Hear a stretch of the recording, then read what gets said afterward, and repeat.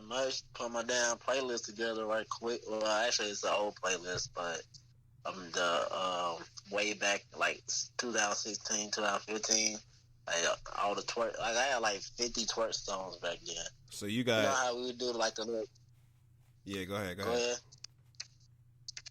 I was saying, you know how like when we would do little kickbacks and shit on the campus and shit. Yeah. That's when I motherfucking was the motherfucking aux cord DJ. Motherfuckers had me always doing shit, so I had uploaded like fucking about 50 damn twerk songs, had all kind of shit. So please tell me you got Travis Porter up there. Oh yeah, you got Travis Porter, Trina, Tiger, Rack City, Yin Yang Twins, What's Why You Twerk, Chingy right there. Goddamn Big Shine ass. Like I got all the shit, bro. You got T-Pain? I just gotta update that shit. You said who? T-Pain. Oh yeah. Hold on, let me see. You left the legend off of the playlist, man. No, I ain't leave him off. I don't know why I got Wale so much. I got Sierra Body Party. I ain't got T-Pain on here. What about that Beyonce Tonight I'm Gonna Dance for You? Oh man, I don't know how I ain't got that on there. Bro, like I said, I got David Banner shit play. Mm-hmm. Wale Bad. But I ain't got all the twerk songs. But that's why I'm saying this is just the old list. Of course I'm gonna add some shit. But I just got like 41 right now. That's from the old shit. So I got update. You know what I'm saying? I don't know how I ain't already had that shit already, but it's what it is. It's all good. Nobody can remember all the music in the world. Right. But yeah. Yeah, speaking of music, you heard of YBN Cordae? Yeah. Hey, that motherfucking album is fire. Yo, a 10 out of 10, bro. Yeah, that shit lit. Yeah, it's a 10 out of 10. Nope. What was that song that I downloaded? Damn. What was your favorite song?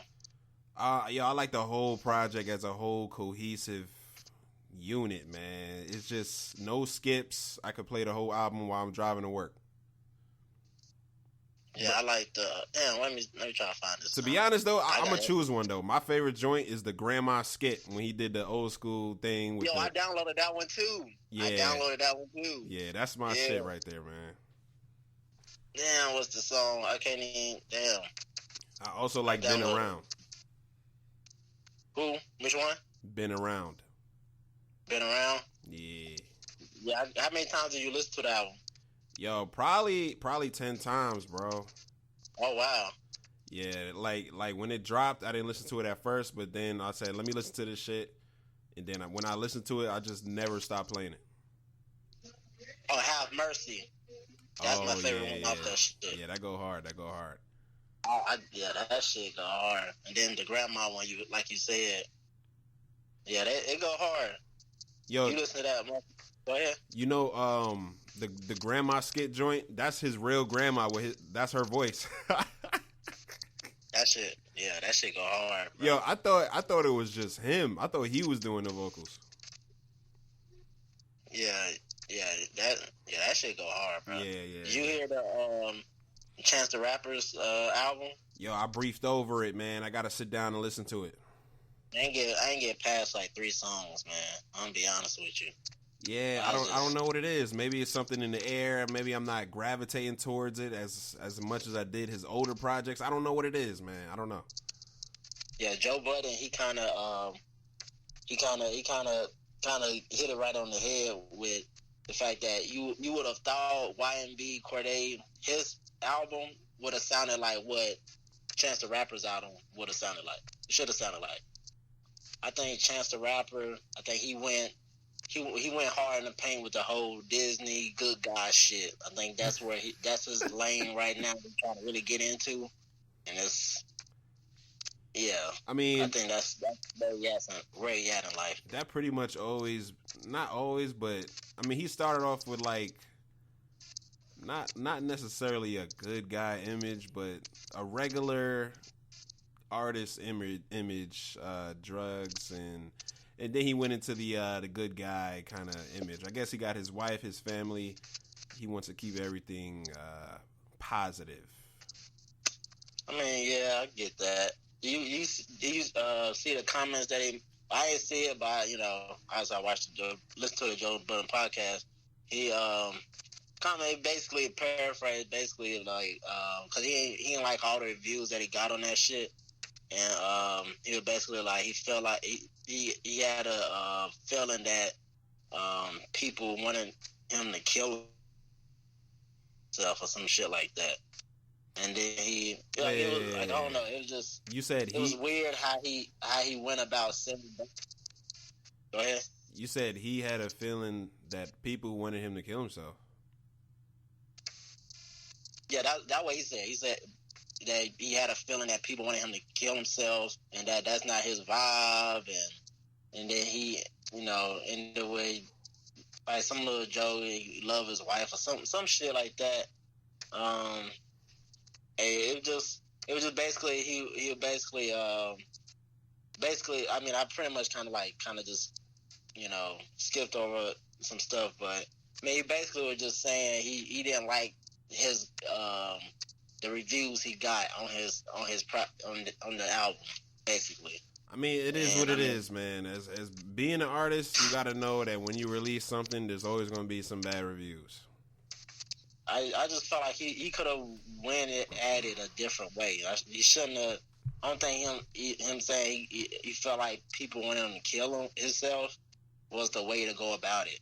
If he was gonna, I just felt like he could have went about it a different way, like that. Like why would he even go that route to say that? You know what I'm saying? Yeah. I mean, yeah, it's just weird. We really don't know what's going on in these artists' heads, man. They go through a lot, just like how we do. Depression, anxiety, and all that good stuff. Yeah, but it's. When you. They human. I get all that, but it's like when you reach that level, or if you aspire to reach that level, you have to, especially in this day and age of social media, like you have to know what comes with the territory. I mean, he done been in the game for a while now, so it's like he should already know what it is. You know what I'm saying? That he got so used to people blowing smoke up his ass. It's like now, you know what I'm saying, you get some pushback. Now he, you know what I'm saying, feeling the ways. And it's like, I mean, all artists are going to feel the ways about their art. But at the end of the day, you know, especially being in the social media era, what comes with it. You know what I'm saying? So how many tracks was on it? Like 20 something? Yeah, like 24 or some shit like that. To be honest with you, my favorite kind of albums are the ones like maximum of 15 to 16 tracks. It can go down to 9 tracks. Like the maximum for me is like 15, 16. Yeah, I say 15 around that. Yeah, that's a good area. I wouldn't go as low as 12. If I really like the artist and I really like the album, like I want them to do more than 12. Like I don't want it to go any lower than that, because I mean that's too like. Now it'd be one thing if the song's a little longer, you know what I'm saying, and you kind of fill out, you know what I'm saying, 10 tracks or whatnot. But I don't want it to go too low to where it feels like more of an EP than a album. Yeah, usually I like my EPs to be 7 tracks and down. I could do an album that's 9 tracks. I can do that. Because I think Kendrick Lamar's Damn was like maybe 10 tracks. Was it? I thought it was longer than that. Yeah, let me look this up. Kendrick Lamar, that was a good album. Where do you rank that album amongst his albums? So, amongst his projects. So we got To Pimp a Butterfly, we got Good Kid, Mad City, we got Section 80. So all right, so here's where I put everything at. I put To Pimp a Butterfly. 14 tracks, by the way. It's 14 tracks. Oh, it's 14? Yeah. So yeah, I put To Pimp a Butterfly. Damn, it's hard, man. To Pimp. All right, Damn.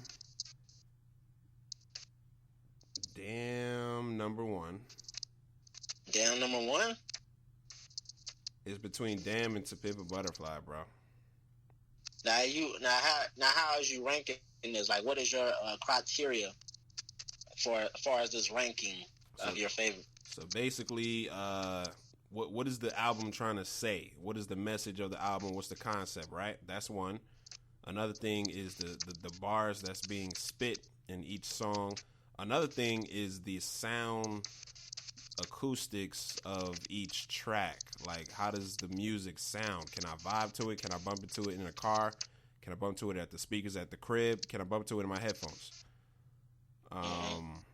So yeah, those are really the main critiques. And Damn, I feel like I can listen to it in a car, or I can listen to it in my headphones. I can understand what he's saying, his lyrics. There's certain messages in that project.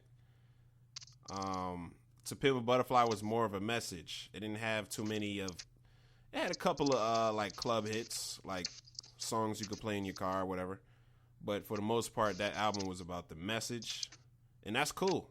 It's just that, in my opinion, I think Dan was more well-rounded. I feel like you could bump it in your car, and you can also sit down writing a poem listening to that shit. You know what I mean?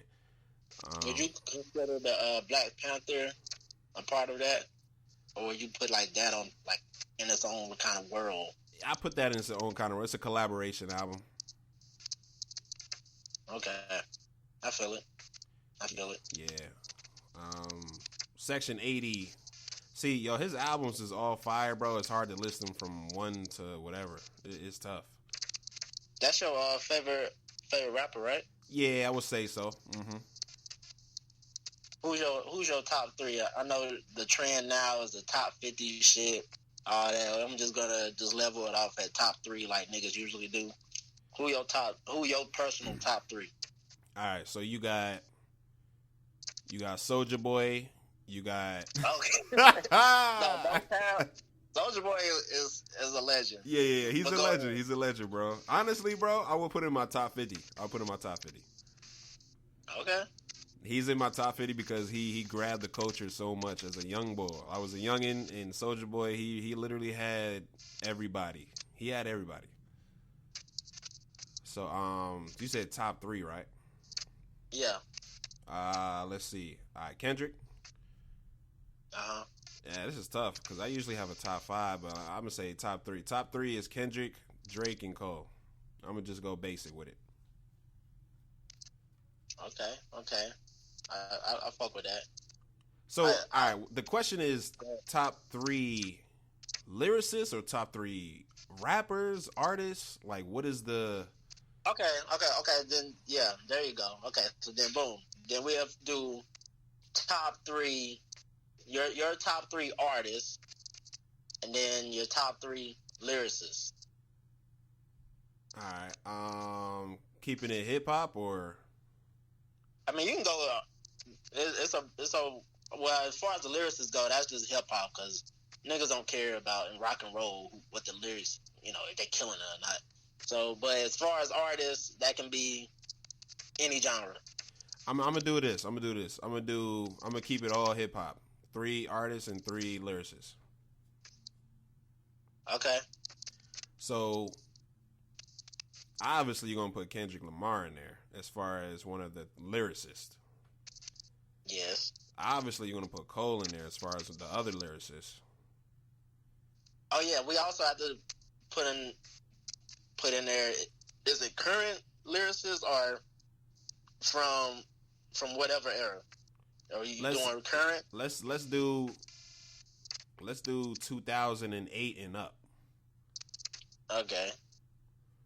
So 08 and up in the Obama administration. All right. So lyricists, you got Kendrick Lamar, you got J. Cole, and my personal favorite, Joey Badass. Okay. So artist wise, you got Drake.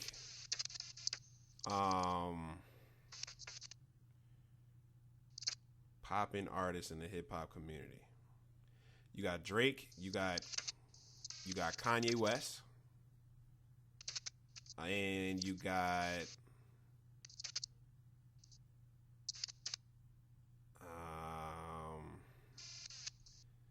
I don't know. Would you put Wale in that mix? Nah, he's not there yet. He's not top 3. He's a veteran, but he's not top 3. Is he in your top 10? Oh yeah, of course. Okay. So yeah, I would just throw Kendrick Lamar in that 3rd spot as far as artists. Okay, I mean that's fair. That's fair. Yeah, if you want to talk about ratchet artists, make ratchet songs for the ratchet folks at the club type shit, you got Travis Porter, you got Soulja Boy, you got Yachty, you got who's a good ratchet artist? You got Juicy J. Juicy you got J. Well, that's before 2008, but Lil Jon.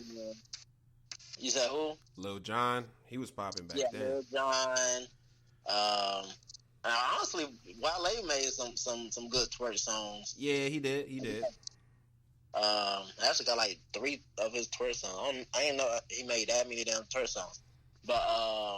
But yeah, Young Dolph, you talking about Ratchet, Moneybagg Yo, Current, Lil Baby. I mean, yeah, the Lil Baby and the Baby. Yeah, Lil Baby, the Baby, Gunna, City Girls, Megan Thee Stallion. Yeah, it's just Cardi B. Obviously, she's like hell Queen yeah, Ratchet. Cardi B. Queen Ratchet. Yo, and I fucks with it, son. I do too. I would fuck on that, like that album she did. Yeah. I mean, I was off the OE. I fun it, man. Oh yeah. You gotta be like, when you play that album, you gotta be a little turned. Like, you gotta be in that mood. Yeah. But yeah, let's go ahead and get this podcast started. We got a different format, so to speak, because I told the guests the wrong time or whatnot. So he's gonna start first because he got to be out by 8. So we're gonna go ahead and get that done. Oh, he got to be out at 8. Yeah, so we're gonna go ahead, start it, and then put him in there. All right, bet. All right, so yeah, we're gonna get this started, man. It's Ky Smoove and Petty G. This is the Burg Bros podcast.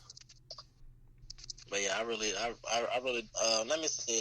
What's my top three artists, right? Yeah. Let me see. Top 3 artists. Yeah, do 3 artists. Do 3 artists. Okay, top 3 artists. I'm gonna keep it in the hip hop realm. I'm gonna say Drake. I'm gonna say, damn, this is hard. Yeah, it's very hard. Moneybagg Yo and Lil Baby. Yo, Brendon. Hey, what's up? What's good with you, bro? Not much. What you been up to, man? Just doing some errands for my sister while she's away. Sound tired as hell, bro. Yeah, I am. I low-key am. Hey, what's up, man? Welcome to the podcast. What's up with you? Go ahead and introduce yourself, brother. Brendon Davis, originally from Boston, but I've been in Charlotte for many years now. Graduated from Winston-Salem State 2016, and a future law student. Okay. So you from Boston? Are you a Celtics fan? Yeah, of course. Word. Celtics and Patriots and Red Sox. Oh, so you a true Patriots fan. You a true Celtics fan. You a true Red Sox fan. Yeah, no matter what. See, I fucks with that because I've been trying to get my niggas to understand. It's all about where you from. I be trying to let these niggas know it's about where you from. Like I rep Panthers all day. I just switched to the Hornets when they switched to the Hornets. Switched back to the Hornets. I rep Charlotte. You know what I'm saying? Because this is where I'm from. But for whatever reason, I was telling my other brother. He a Patriots fan, but he from North Carolina. I'm like, bro. Well, you know what? I'll give older cats like pass only because the Panthers are new. So before the Panthers were even here, like if you're older and you have like another team that's your favorite team and you're from North Carolina, I'll give you a pass because North Carolina didn't always have like the Panthers. But this dude is like a year older than me. Oh, never mind. Exactly. So would you say he's a bandwagon, G? I wouldn't say that because he explained his reason, but it is a little bandwagonish. I will say. I feel But I give him a pass. You know what I'm saying? Because that's my second team. I root for them because my very first game that I witnessed, that I've already said on the podcast before, very first game I watched was Panthers Patriots Super Bowl. So, you know, I root for Patriots whenever the Panthers don't make the playoffs, which is every other year. So, you know, there we go. I feel it. I just like the Patriots. That's it. I don't really have like a second favorite team or whatever. But I mean, there are certain teams that like, I guess it's the Super Bowl wise. Like if it's one team over the other, I'll just choose another team. Like whichever one I hate the least or dislike the least. How you feel about the Tom Brady's contract extension? Look, honestly, man, Tom Brady's old. Like he needs to retire. Like I feel like he does need to retire. Like he's one of the greatest quarterbacks, but still, it's just like, man, you keep trying to prolong your career. It's like let the next generation have their chance. Even though he's still doing great. I mean, if he leads us to the Super Bowl again, I'm not gonna complain, of course. But it's just like he's put his body through a strain because Tom Brady's. How old is Tom Brady? He like 42. Yeah, but that's what I'm saying. Like he's well past the retirement age for a football quarterback. I mean, he said he's going to play until 45, man. I'm here to see it. Yeah, me too. Me too. I'm definitely here to see it. If he can lead the Patriots to the Super Bowl each year until he's 45, that would be amazing. Yes, that new contract they constructed, he's basically he's a free agent. After this year, he's a free agent technically, and then they pretty much have in his contract where even though they signed a 2-year extension, it's like each year at the end of the year, it's pretty much if you slip, we can get rid of you easy type shit. Like that's how it is. It's pretty much a year by year basis at this point. Yeah, but they won't get rid of Tom Brady. They really would. I know Belichick do. Robert Kraft, he been going to bat for Brady. Yeah. They've been hanging out a lot. They've been having private parties with strippers and all that shit. That's why, you know, Tom Brady and Kraft have a good relationship with each other. Yeah. Robert Kraft is a interesting guy. He's an interesting guy. Like he, you know what I'm saying? He fucks with Trump. Don't he fuck with Trump? He fucks with Trump, and yet he also fucks with Meek Mill. Heavy. Like he hang out with Meek Mill. He playing both sides. He's a smart man. I mean, that's what Trump was doing back in the 90s and shit, early 2000s. Yeah, he's playing both sides. But he's trying to appeal to everybody. So, you know, if he needs something from anyone, he can get it. Yeah. I mean, that's a smart tactic, or that's a clever tactic at least. Yeah. So you said I didn't even know this. You from Boston, right? Yeah, I was born there. So how long was you in Boston? Not long, bro. I've been in Charlotte basically my whole life. Oh, okay. Because I was hearing that Boston is pretty racist. It is. Which is crazy because it was at one point, I don't know, maybe a couple years ago, at least I think, if I remember correctly, it was like one of the thriving cities for young black professionals. Wow. A few years ago, yeah. But Boston, it does have like a history of being like really racist. Which is crazy. But I ain't gonna hold you, bro. You said what? I ain't gonna hold you. Like Boston, when I think of Boston, I just see suburbs and Boston Market. Suburbs and Boston Market. Boston's actually pretty big. Boston's a pretty big city, though. That's the thing. But it's not close to New York. But I mean, it's driving distance. I guess. Yeah, it's there. It's over there. But there is nothing like New England, like that whole the collective estates that makes up New England. There's nothing out there, but like Boston is the only thing that's out there. Because it's like Rhode Island's New Hampshire and like Connecticut, I think. Mm-hmm. So it's like there really is nothing out there but Boston, and Boston is just so big because Massachusetts isn't that big of a state in itself. So New England represents multiple states. It's not just like one. Yeah, New England isn't just Massachusetts. It's just Massachusetts is the biggest population of people that New England has because Boston's there. So and that's what and the stadium is in Massachusetts. Okay, so it's like, but you got Connecticut, New Hampshire, Rhode Island, and I want to say Vermont, but I could be wrong about Vermont. So that's kind of like DC, how they got Maryland, Virginia.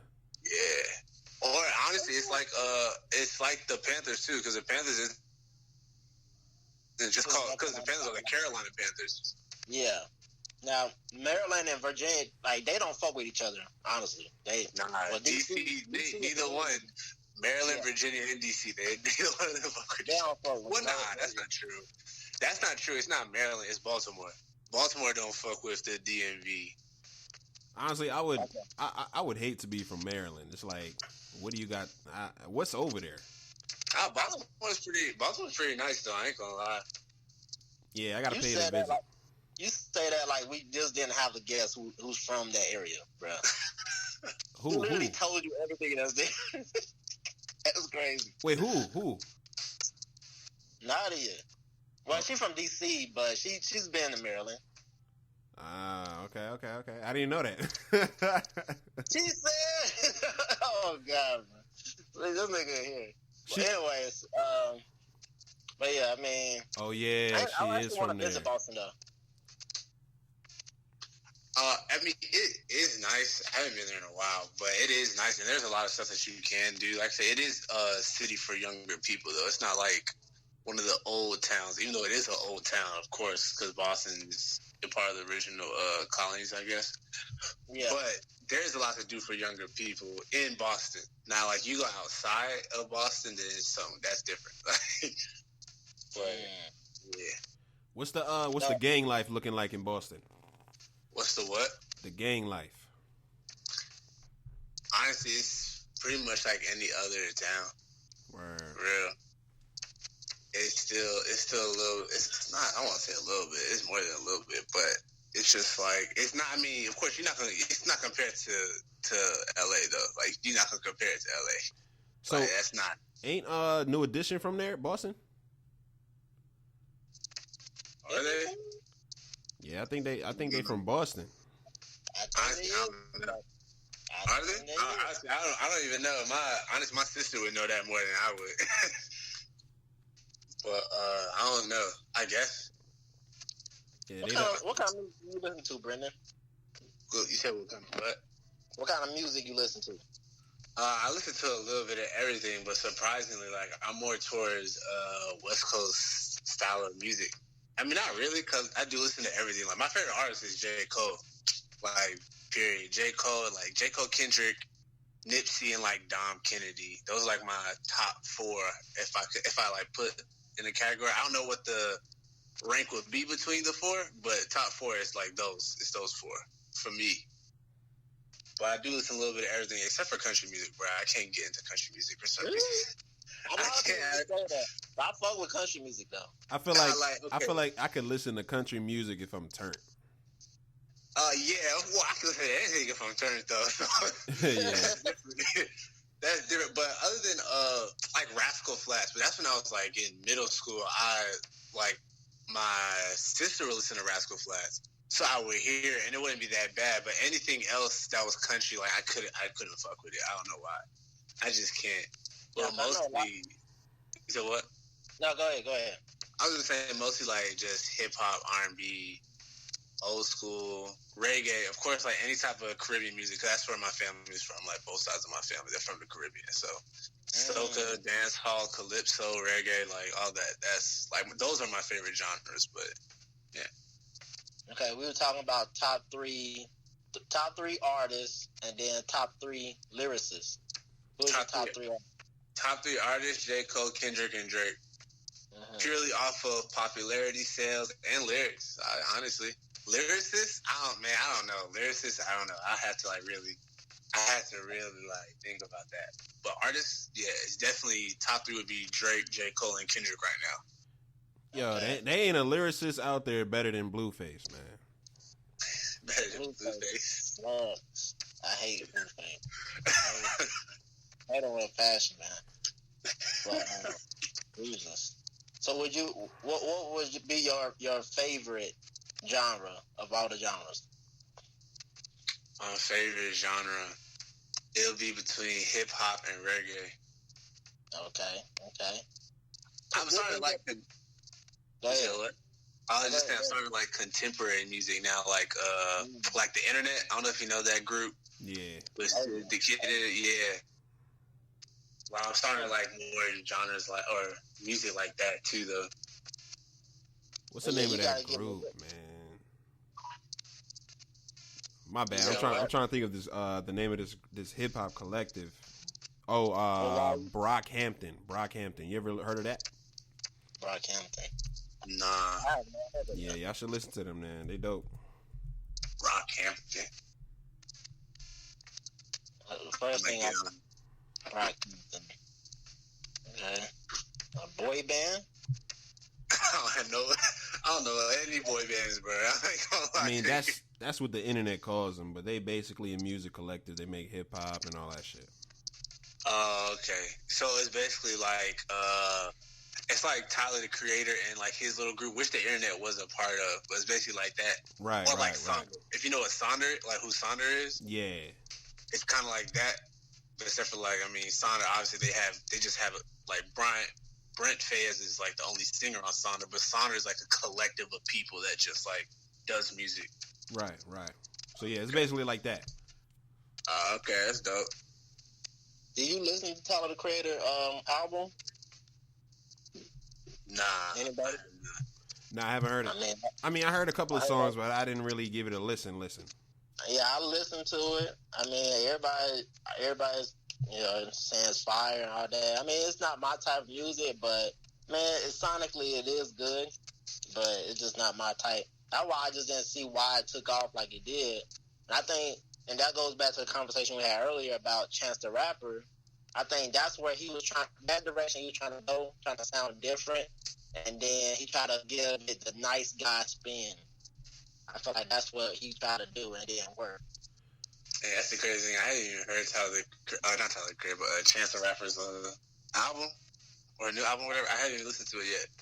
I got through 3 songs, bro. I had to stop. I feel like, and a lot of people are saying that, and that's not why I haven't listened to it. I just haven't honestly, it just haven't come across my mind to. Usually, I'll be like the first one on to listen to Chance the Rapper, but yeah, I've heard a lot of people saying that. A lot of people are saying that it's just not. It's not up to par with their standards for Chance the Rapper. But see, I'm a late bloomer to Chance the Rapper because I ain't like acid rap as much as everybody else did. Because I like the acid rap, bro. I ain't gonna lie. I only didn't like it because of his voice at that time. When he got to his second project, like in 2016, 17, that second project, his voice, like he didn't do that little shit with his voice. So I could dissect it better. But that shit on acid rap, that project. I fuck with that project heavy. But acid rap, I like certain songs, but it was just I couldn't fuck with the voice like that. Yeah, Coloring Book was good. Acid Rap was a classic. It was just raw. I feel like Acid Rap was a raw project from what he was feeling. Then Coloring Book came out was more. I felt like Coloring Book was his debut album. I don't know why they saying this one is his debut album, but I guess. I mean, low key because you said what? I said that's what he's saying. This is his album. I mean, that's what artists do, though. That was certain artists do. Honestly, I consider Acid Rap to be his first album, bro. That's me. I consider Acid Rap to be the first one, honestly. Yeah. Was he like a you know how they say the industry plant? Like, do you feel like he was a plant? Nah, he was just a different breed of rap. Because Acid Rap was a mixtape that just like exploded out of nowhere. Nah, if you've been following Chance and looking at documentaries and doing research, it was a lot of stuff done for that to blow up. Him and his manager did a lot of stuff. They was doing label meetings. Like, it was a lot of stuff that was going on. Like, we got to it late because I guess they was in Chicago, but you know, it was a lot of stuff done. Okay. But do you feel like there are industry plants? I don't know. I think it's I don't know. It might be a myth. It's people's perspectives, their theories. There's always conspiracy theories everywhere. It's whatever you believe. I feel it. Do y'all believe in that shit though? Like a lot of conspiracy theories, or how y'all feel about conspiracy theories? I'm not gonna lie. Like I'm not a person to like shout conspiracy theories, but I believe a lot of conspiracy theories. Or not, I won't say believe, but like I give them the benefit of the doubt. Like it could be possible. Okay, what's some conspiracy theories that you strongly believe that could be true? Dang, I don't even know off the top of my head. You got 9/11, you got JFK, you got what else? You got flat Earth. Conspiracy. Yeah, flat Earth. You got the moon landing. I don't know if the Earth is flat or not. I just like messing with people, but I like disagreeing with the people that say the Earth is flat just to see them get angry. Honestly, I mean, I don't know. I just like seeing them get mad because they're so passionate about it. Like they're so passionate about it. Yeah. But that's the 9/11 though, I mean, I don't want to say I definitely believe, but I don't put it past the government to do some shit like that though. Yeah. I don't put it past them. I'm not gonna say, oh yeah, definitely they did that shit, but I don't put it past them. Are you in? Because I mean, you have that. I mean, I don't even know if it's a conspiracy theory now because like that CIA agent that when he was dying on his deathbed said he's the one that infected Bob Marley that like turned his that gave him cancer because the CIA wanted to get rid of him because it said like he threatened the American way of life or whatever. Like that's a CIA agent on his deathbed saying that basically the government planned to assassinate Bob Marley. And it's like, yeah, if you're going to assassinate a person for spreading peace and love, I don't put it past you to do anything, honestly. I mean, that shit, that goes to damn Eazy-E, did it, you know what I'm saying? Michael Jackson, Prince. For real. You know what I'm saying? Like, yeah, there's an episode, Black Mirror. Yeah, you guys should watch it. The new season that's out. It's only 3 episodes, but I think it's the third one. I heard about that. Yeah, the one with Miley Cyrus. Make sure you guys watch that joint. It truly opens your eyes up in what's going on in the industry and what happens to these artists out there. Yeah, I've seen a couple episodes of that show because somebody put me on to that. And I ain't gonna lie, I mean, that show is some episodes are so, some episodes aren't. But I do feel like artists, like, they do go through a lot in the industry, though. Like, they really do. Yeah, it's more than what we think. It's way more than what we think. Yeah, that's... Yeah, definitely tune into the Miley Cyrus episode. I forgot the name of it. Just tune into that joint. Which one was it? Was it the... Well, I mean, if it's only 3, never mind. You'll be able to figure it out. You'll probably see Miley Cyrus' face on the cover of the image or whatever. So. All right. Yeah, I feel about Miley Cyrus, by the way. I feel like appropriated during that little span when she was twerking her ass. She definitely did. Like, because she's not on that no more. If you like, I don't even know if she is even coming out with new songs now and shit. But like quickly after that, like the 23 song with Juicy J. Yeah. Like that song, like what, a few months or a year after that was big, she was back to making her regular pop, country-esque type songs. Like, yeah, she definitely was trying to ride a wave. I mean, it worked. It worked for her. It worked for her. It did.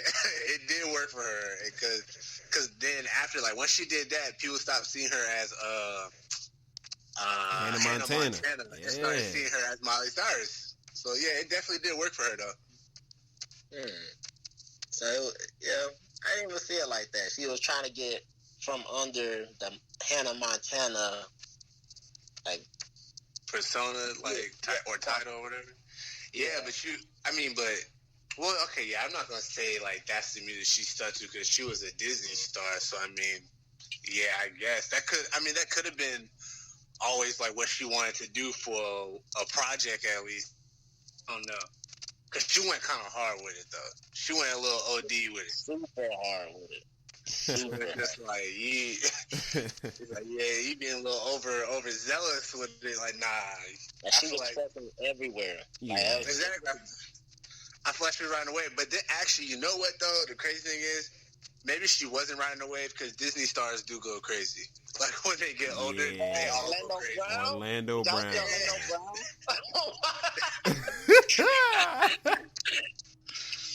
That nigga crazy.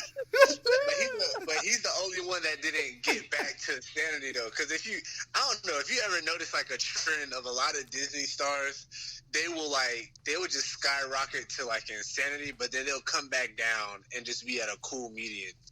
But Orlando Brown, I don't know. Yeah, he went overboard. Yeah, he went overboard. He kept going. Like he the big blood of Disney. He the big blood. Big blood. He definitely the big blood, man. He the main one. Yeah, Raven Simone, she had her point in time where she was saying some wild shit, and then she just toned it down. Yeah, she toned it down. I don't think she toned it down necessarily. I just feel like she don't be making comments no more. Like she just doesn't comment on shit like she used to. True. I feel like if she comment on something again though, it will still be wild like it was before. It's just she don't make comments because she don't want no smoke. She don't want no smoke anymore.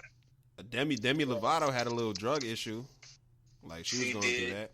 But she mellowed out too. Like it's just like that's what they do. Like Disney, it's something about kid stars, like with the kid shows or kids networks. Like once they get to a certain age, they start wilding out, and they never have a childhood. They never have a childhood.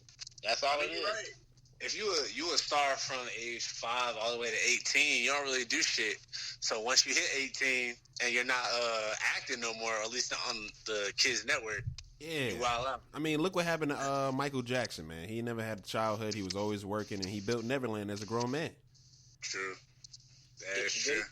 Do we feel like Michael Jackson? This is my theory on Michael Jackson. I think Michael Jackson. I think he was trying to rekindle some little kid. I down the ESPN shit going off.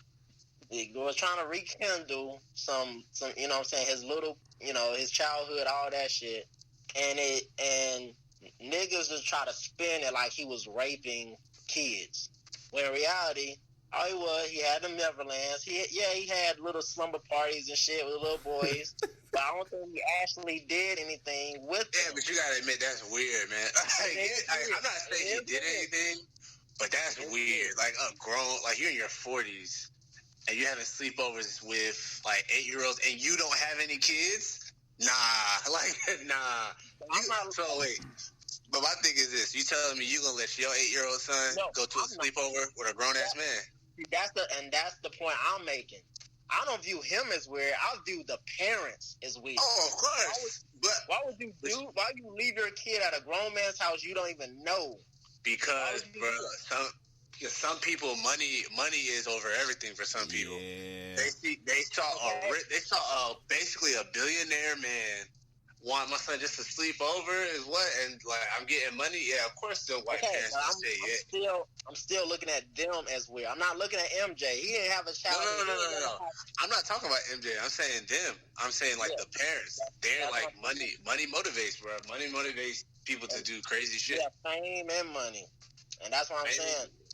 That's where I was going with it. I don't view MJ as weird. I view the parents in that situation as weird. See, I view the parents are weird, or they're weirder than Michael, or not. I'm not saying weirder, but they're like more to blame. I still view MJ as weird though. Like I can't not view him as weird. But I'm not saying he did anything though, because I mean, like you said, he didn't have a childhood. Yeah, I mean, there's no excuse. It is weird to do those things, a slumber party and all that stuff, because there's a lot of child actors or child singers that come up and they grow into adults. They have adult things that they handle. They don't do all of that shit. So, he should have been held accountable as Like niggas like what Justin Timberlake. He been singing and acting since he was young.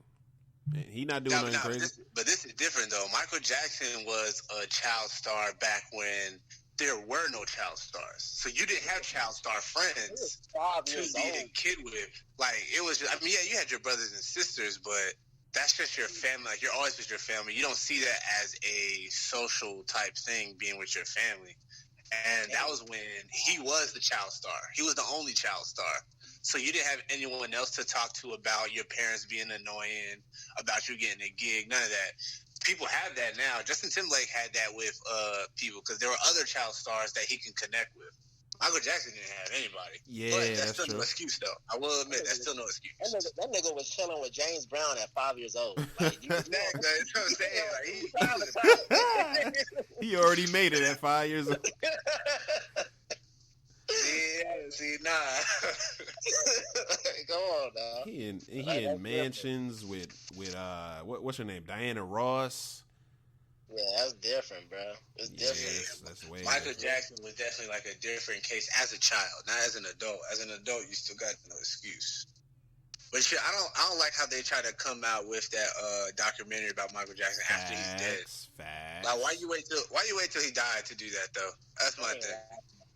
I ain't watched that bullshit. I didn't watch any of the documentary. I didn't even watch the R. Kelly one, bro. I wanted to, but I didn't. I just didn't have time to. Yeah, I didn't see it either. But yeah, R. Kelly is sick. But you. I mean, that's how a lot of I feel like niggas who get smoke blown up their ass for so long, and I feel like that as well as stress as niggas been in the industry. Yo, that phrase is so confusing. Like, what, smoke blowing up your ass? Yeah, like how does it mean what we? I don't even understand, bro. How does it mean what it means? Cause nigga gas you up, like you know how like the gas pipe blow out smoke. I don't know. Nigga, it's a phrase, nigga. Shit, damn. Bro, what person in American history created that phase? I mean, look, I don't know, nigga. I don't know. We're gonna ride with it right now. Okay, I'm trying to make it. That's a pioneer in the game. Whoever came up that was already high, bro. They're like, you know what would sound good? Smoke going up, yeah. He was off the shits, man. You know what's crazy is like niggas been getting high since like the 60s. Niggas got high since before then, bro. Yeah, but like that wasn't when it really got popular. Like it got popular to be high and shit. Like true. It's like it's amazing. Like when I think about it, it's just amazing. But that's whatever. I was just yeah. But anyways, I don't know where that came from. But anyways, what the fuck was I talking about? We were talking about R. Kelly, right? Yeah.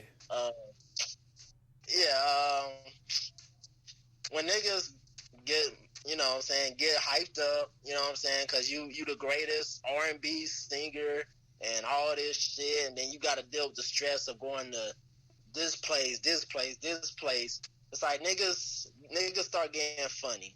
You know what I'm saying? They start wanting to take a little more control. You know what I'm saying? You already know you got you can get the chicks that's your age. You know, you can get the chicks that's a little older than you, a little younger than you if they legal.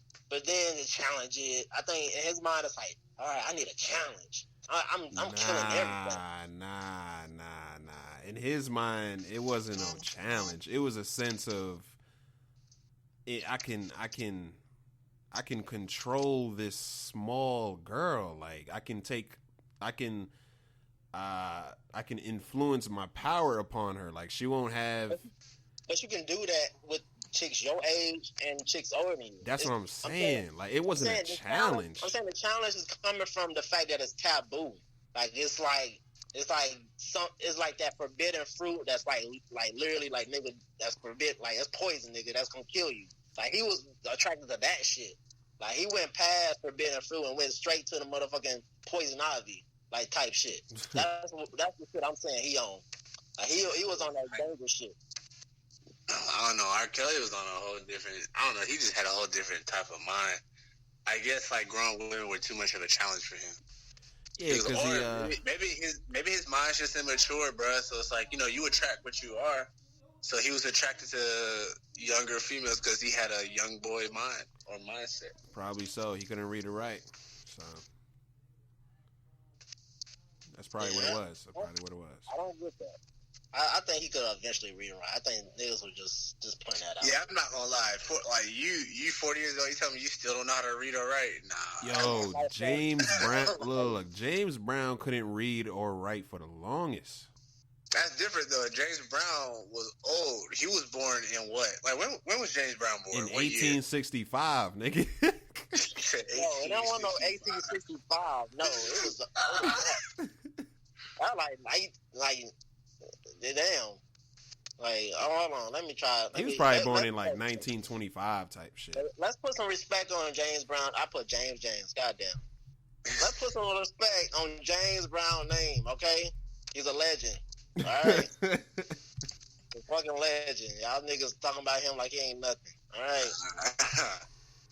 He's 1933. You said 19 what? And he was born in South Carolina, and I didn't know that. See, and that's exactly it. I don't blame him for not knowing how to read or write for a little bit. He was born where it was dangerous for him to do so. Mm-hmm. So it's just like, yeah, nah. But R. Kelly don't got no excuse.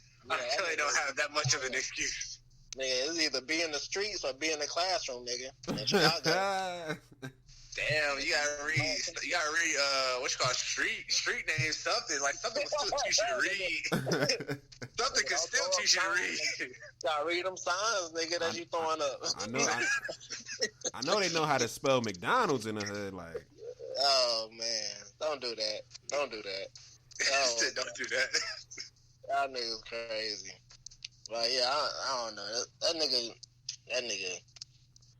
Yeah, he's one of the sick guys. He's one of the sick guys. I feel like a lot of Chicago niggas is crazy though. Kanye or Kelly. I mean, obviously Kanye is in another level, like a different kind of crazy from R. Kelly, but he wasn't always like that though. Kanye wasn't always like that. Yeah, since his mother died, he started acting out a lot more. I mean, it's crazy. Chance the Rapper not crazy. Yeah, Chance is pretty straight. He's pretty regular. Well, not after them comments. Y'all gotta look that comment up that I presented earlier. So he was talking about how. Yeah, you wasn't on here when I was talking about this, but yeah, Chance was pretty much because everybody was giving him that flack for the damn album and all that. Pretty much saying that, you know, I feel like I have a feeling that people want me to kill myself and yada yada. What? Yeah, that's what I'm saying. What? Oh, okay. Y'all niggas gotta look this shit up, man. You can't make this shit up, bro. Like this, that's what I'm saying. Like, what are you talking about? If people don't like your album, okay, just come back with a better album. Look what Eminem did. Eminem made a trash album and came back with a dope album. Like that's every artist. Every artist does it. Like, they don't all make bad albums, but if you make a bad album, just make another one, make a new one. But don't put killing yourself in it though. You know what I'm saying? Like, you could have, like, you're literally you're getting paid to be a wordsmith. Like, you literally know how to put words, create an image, all that shit. Why go that route with it? Why go kill it? I have a feeling that people want me to kill myself. Like, niggas do. Answer me this then. You think that's just like a ploy for like attention since his album, or since he felt like his album did so bad? Like, you think he was just trying to get, like, you know, some sympathy? Yeah, I feel like, I don't know his mind, so I don't even know. I don't know where he was trying to go with that. Because it's like, my thing is, it didn't make sense because if you're reading little comments on the internet and shit, niggas before the album dropped was wanting him to kill himself. Niggas before that shit was already hating on Chance the Rapper. You know what I'm saying? Haters just go hate, bro. You gotta take him as that. Because, I mean, that's what I'm saying. Everybody's not gonna like you. That's what I'm saying. Nothing new under the sun. Niggas been wanting him to kill himself. Niggas been wanting to kill him because he's him. Like, that's nothing new under the sun. So now all of a sudden, I feel like people want me to kill myself. Nah, no, it's not. Here's what happened. Okay, go ahead. Old Town Road been playing on the radio 17 weeks straight, Billboard charts, and he's like, "Damn, somebody took my spot as the good guy of hip hop." Yeah, I mean, Lil Nas X. First of all, okay, hold on now. We're not gonna compare Lil Nas X to Chance the Rapper. We're not. Please don't. Okay, like Lil Nas X. Okay, he had that banger, and then Panani. It was lit a little bit. This you know guy what I'm saying? said But we ain't Punani. giving him, huh? It's called Panini. Okay, look, Panani. Nigga. Look, hey, look. You know where my mind is at, nigga. Shit. All right. So anyways, we're not comparing them two niggas. Okay. If anything, you compare him to Drake trying to be the good guy with God's plan and shit. If anything, you know, when Drake on his little music video gave out $1 million in Miami, which I don't know why it wasn't in Toronto, but whatever. But yeah, I think that's a better comparison. He loves Miami. Yeah. Well, what was the song? The 305. What song was that? 305 to my city. Huh? I think it was called 305 to my city or something like that. Man, that nigga so corny. He don't know what city he a part of. Miami, Houston, Vegas. Like, nigga, pick a city, nigga. Pick a city. I mean, he's Canadian. Okay. They don't know how to pick a city. Nigga, you got... And then they stole the 6 from Atlanta. Like, how you gonna steal somebody else? Like, come on now. What's that area code? What? Atlanta? Yeah. Or... Well, I mean, I don't know. But they're just 6. But, you know, what's the nigga that ghostwriter for Drake? Shit, I got one of his songs on my fucking... Quentin Miller? Quentin Miller. He coined, because he's from Atlanta. He coined that term for Drake, and Drake said, oh, yeah, because we're zone 6, we're going to make this work. And that's what happened. That's what happened. Gino, like Drake. No, I love Drake. I love his music, but come on now. Come on, bro. Pick a fucking city, bro. You know what I'm saying? Pick a city. That's it. Nah, Drake's a part of everything. He's everywhere. He is everywhere. I really thought him and Nicki Minaj was going to get together, but they never did. Hell no, nah. Never. I knew that was never going to happen. I knew it was never going to happen. Exactly. All right, okay. Get me here to it. Why didn't y'all feel like that was never going to happen? Simple, right. Drake a bitch, man. I just don't see it happening. I don't see it happening. Yeah, but, he basically said it. Like, Drake, yeah, he can. He's too, I don't want to say infatuated, but he puts Nicki Minaj to, like, just the highest pedestal to where it's like, he doesn't even think he'll be able to get with her. That's why he wouldn't. Right. But that's what Nicki Minaj like, though. She like niggas like, she like it's a difference. It's a difference. But she, like, the difference between, like, thinking like, oh, she's just so good, but you're still going after it. Drake's at where, like, he puts her so high to where he thinks he can't reach her, so he doesn't try. That's why I knew it wouldn't happen. I think him and Lil Wayne hit before. Lil Wayne definitely, but him, I don't know. I mean, why, G? Why do you think Lil Wayne and Drake hit that? What was that song that him, Nicki Minaj, and Drake with? I got that on my old playlist too. I forgot the name of it, but I know what song you're talking about. It started out, I never fucked Wayne, I never fucked Drake. Yeah, I know what you're talking about. Yeah, that song. That's the song. So you know how people usually deny, but in reality, whatever they're denying, they probably actually done or is. I feel that. Like, you made a whole song about I never fuck Wayne or never fuck Drake. Come on. I feel that. Maybe that's when Drake was at the peak, like, started his whole run. And then that's when you dropped the song. When he was, like, at the beginning of his peak. Like I said, I'll believe Wayne, but I won't believe Drake.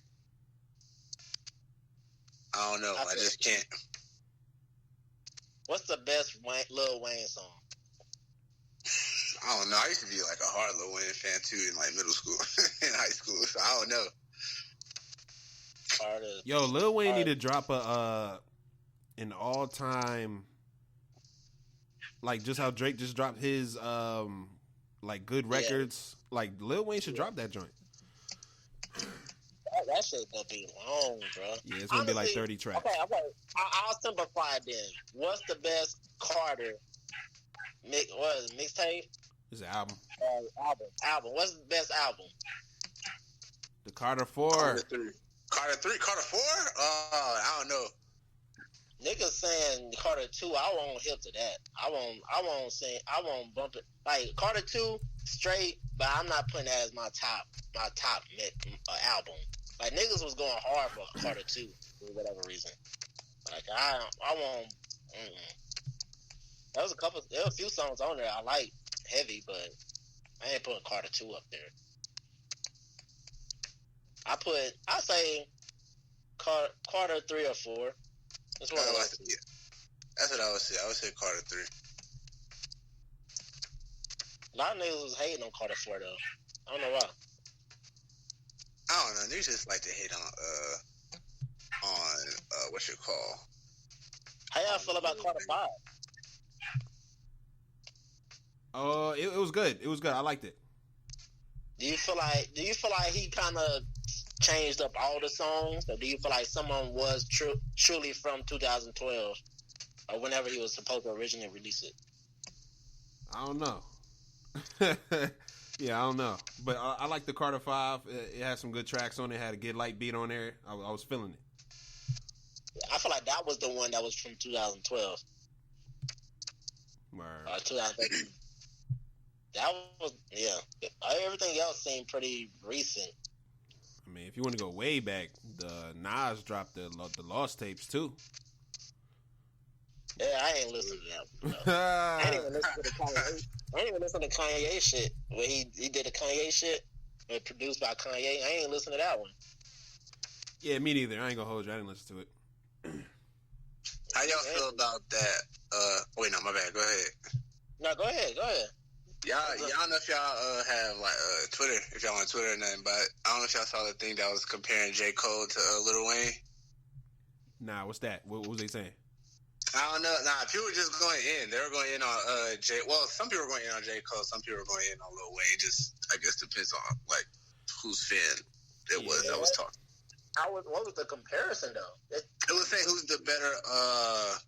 It was either lyricist or just artist in general, or who's the greater artist or something. I mean, that's like comparing. That's like comparing LeBron and MJ, man. That's what I'm saying, and that's what I'm saying. That's not that's unfair, but it's just like that's two different generations of artists. I'm gonna tell you this. Lights Please is probably my favorite J. Cole song. Okay. Damn. I fuck with Lights Please. Lights Please, Lights Please, Lights Please. Turn on the lights. Oh my goodness. All right, we don't need none of that. We don't need none of that. That shit, dog. Shit, man. That shit.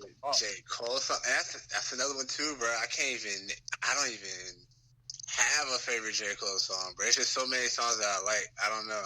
I would have to like really sit back and think about that for real. Yeah, same here. There was a song, I forgot the title of it. It was about he was like telling the story about a girl getting pregnant. Lost Ones. There you go. Yeah, that's my shit. Lost Ones is my favorite song. Yeah, that's my shit right there. That's my shit. Lost Ones is definitely my favorite. It's one of my favorite at least. Something Real is also or Show Me Something, not Something Real. Show Me Something is another one too. Do you feel like he should have apologized to Nas for that? What song was that he went Let Nas Down? Yeah. Do you feel like he should apologize for that song whatever the song he was apologizing to Nas about? What was the song was it? It was the one on the basketball court. The one on the basketball court. That was the one that he was apologizing for. Oh, not the song Let Nas Down. Oh, damn. It was damn, what was that song? It was like it wasn't Crooked Smile. Crooked Smile was good, a really good song. It was like his first pop song, like the first mainstream song. What are you talking about? It was on the basketball court. Oh, who that? You talking about that joint? Was it that? Was it that one? It's either Who Dat or Workout. No, it was Workout. I think it was Workout because it was on the basketball court and the chick was walking by the court and all that shit in the music video. Or was it? It wasn't the song with Trey Songz on it. It was right. No. Okay, it was probably Workout. It was probably Workout or Who Dat. It's one of the two. Yeah, and that's what inspired the song "Sorry to Nas" or whatever it's called. I think that's what inspired that song. Yeah. I don't think he should apologize. I mean, as an artist, but he ain't disrespect Nas though. So it's just like no. He was saying like because he was trying to get into that bag like that area of Nas, but then when he went into the little pop trying to grab for mainstream, even though Nas he can't even fucking talk because he did the Uchi Wally whatever twerk song. I got that shit on here too. Like he went mainstream with that. Like come on, Nas, you can't sit here and motherfucking get on niggas and you got a fucking twerk song, nigga. But yeah, I don't think you should apologize. One, imitation is the highest form of flattery anyway. So if you mimicking off of what somebody else or a method of somebody else, I mean, okay, but first of all, you don't own that method of getting famous anyway.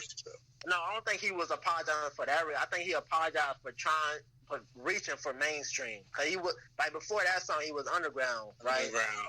Yeah, but what you apologizing for reaching mainstream for? That's your art. That's your art, your music, your career. No one else can tell you to do. No one else can tell you what to do with it. So it's just like, yeah, I mean, I understand. Respectfully, okay, whatever. But nah, I don't feel like he had to apologize. Because, I mean, he's his own artist. He's not Nas's artist. Nas didn't sign him to anything. So it's just like, if he wanted to go mainstream, that's his choice.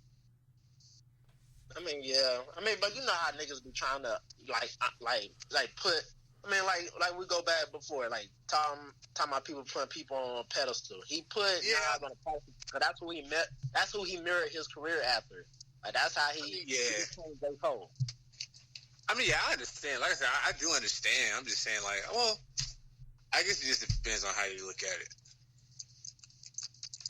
Yeah, I completely agree. There's no way he should apologize. I mean, there's no need for one. No, I feel it. I'm with it. I don't think he should apologize either. I can see the other side. I can see why he would feel like he should, especially like if you be able to meet your childhood hero, and then your childhood hero like, bruh, what is this? Then that probably prompted him to want to make that song. But here's a better question: you think if like that's what like happened, like, yo, what is this? You think that was out of, I don't want to say jealousy or spite, but you know how like, you know, you try to keep other people down because like you're down, I guess. Yeah, you think that could have been the case at that point in time? I don't think Nas would have been jealous of J. Cole at that point in time. If anything, I think Nas would be jealous of J. Cole now. I don't think at that point in time, no. I don't think he would have been jealous then. I think he really was like, J. Cole, be yourself. This is not you. This song here is not you. Why are you trying to reach for mainstream when that's not what you built? That's not what you built up to this point. And that's why then J. Cole, you notice, like, kind of after that, he kind of went from being the flashy nigga to then kind of growing his afro, kind of being a little bummy and all that shit. You notice that, like that transition. Yeah, he truly came into himself. And that last collaborative album he made with his label, yeah, that's fire. Yeah, I gotta listen to that shit. Yeah, I did listen to it. It is fire. Okay, especially him and the baby. Yes, I'm here in NC, bro. I'm here. They shot that here, nigga. Yeah, my bad. I forgot every Carolinian is a J. Cole fan. My bad. That's the thing, though. I'm not a stan of J. Cole's. I'm a fan, but I'm not a stan of it. Like, he's not my favorite artist, but I fuck with J. Cole. You know what I'm saying? Yeah, sonically that album was very good. The sounds of it, like you play that on the speakers, is very good. Very good. Oh, Oh, I was bumping that shit in my car. Oh man, that was lovely. Like I always heard of his label, but I've never gave it a chance to listen to their music. And this is the first time that I actually listened to those artists on his label. Now I got to go in more to listen to each and every artist's project. You talking about Dreamville? Yeah, Dreamville. Yeah. Oh man, I ain't gonna lie. Like, yeah, so y'all heard the album, right? Yeah. Yes. Like the whole thing. Yes. Whole thing. There are his artists are dope though. I didn't go to the Dreamville festival in Raleigh. I wanted to, but I couldn't. Well, I said, so do you frequent like concerts and festivals? Like you seem like yeah, depending on who it is and who's there. It just depends on who it is, but mostly because like here last year, like during Thanksgiving, like the internet came and Dom Kennedy came, and I saw them both here, and I went to that I don't know, that R&B only thing that Charlotte has sometimes. I went to one of those one time, I think for New Year's or whatever. But I fuck with like the music festivals and stuff, depending on the artist. Or depending on, I guess, the genre. I've yet to go to one. I've yet to go to a concert. I've yet to go to a festival. Ah, man, concerts, depending on the artist, bro, concerts are live, man. You just gotta have the right artist. Like the right artist. What artist have you been? What's the best? Okay, your top 3 concert artists that you've seen live. Top 3, Kendrick. Kendrick is a live performer, bro. Like, Kendrick is a live performer. I actually haven't really seen, well, I mean, I have seen a few, but not a lot. But my best concert I've been to, I'm not gonna lie, is the internet one.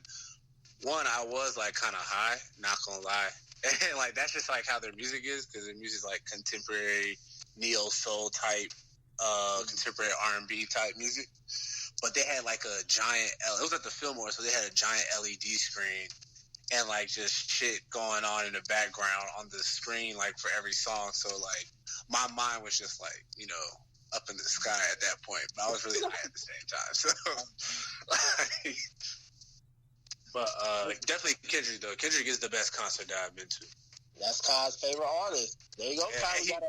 And he brought out J. Cole at the end too. So that just like made it even better. Oh yeah, I know that was fire. Yeah. Damn, bro. Yeah, I got hip a concert, man.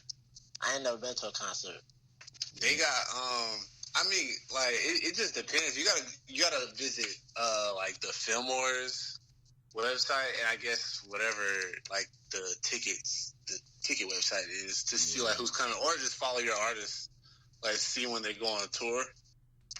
Yeah, it should be cool. It'd be cool sometimes, bro. Like some concerts are better than others. I'm not gonna lie, but it still is always a dope experience because you know you're around people that like the same music as you. So all y'all hype.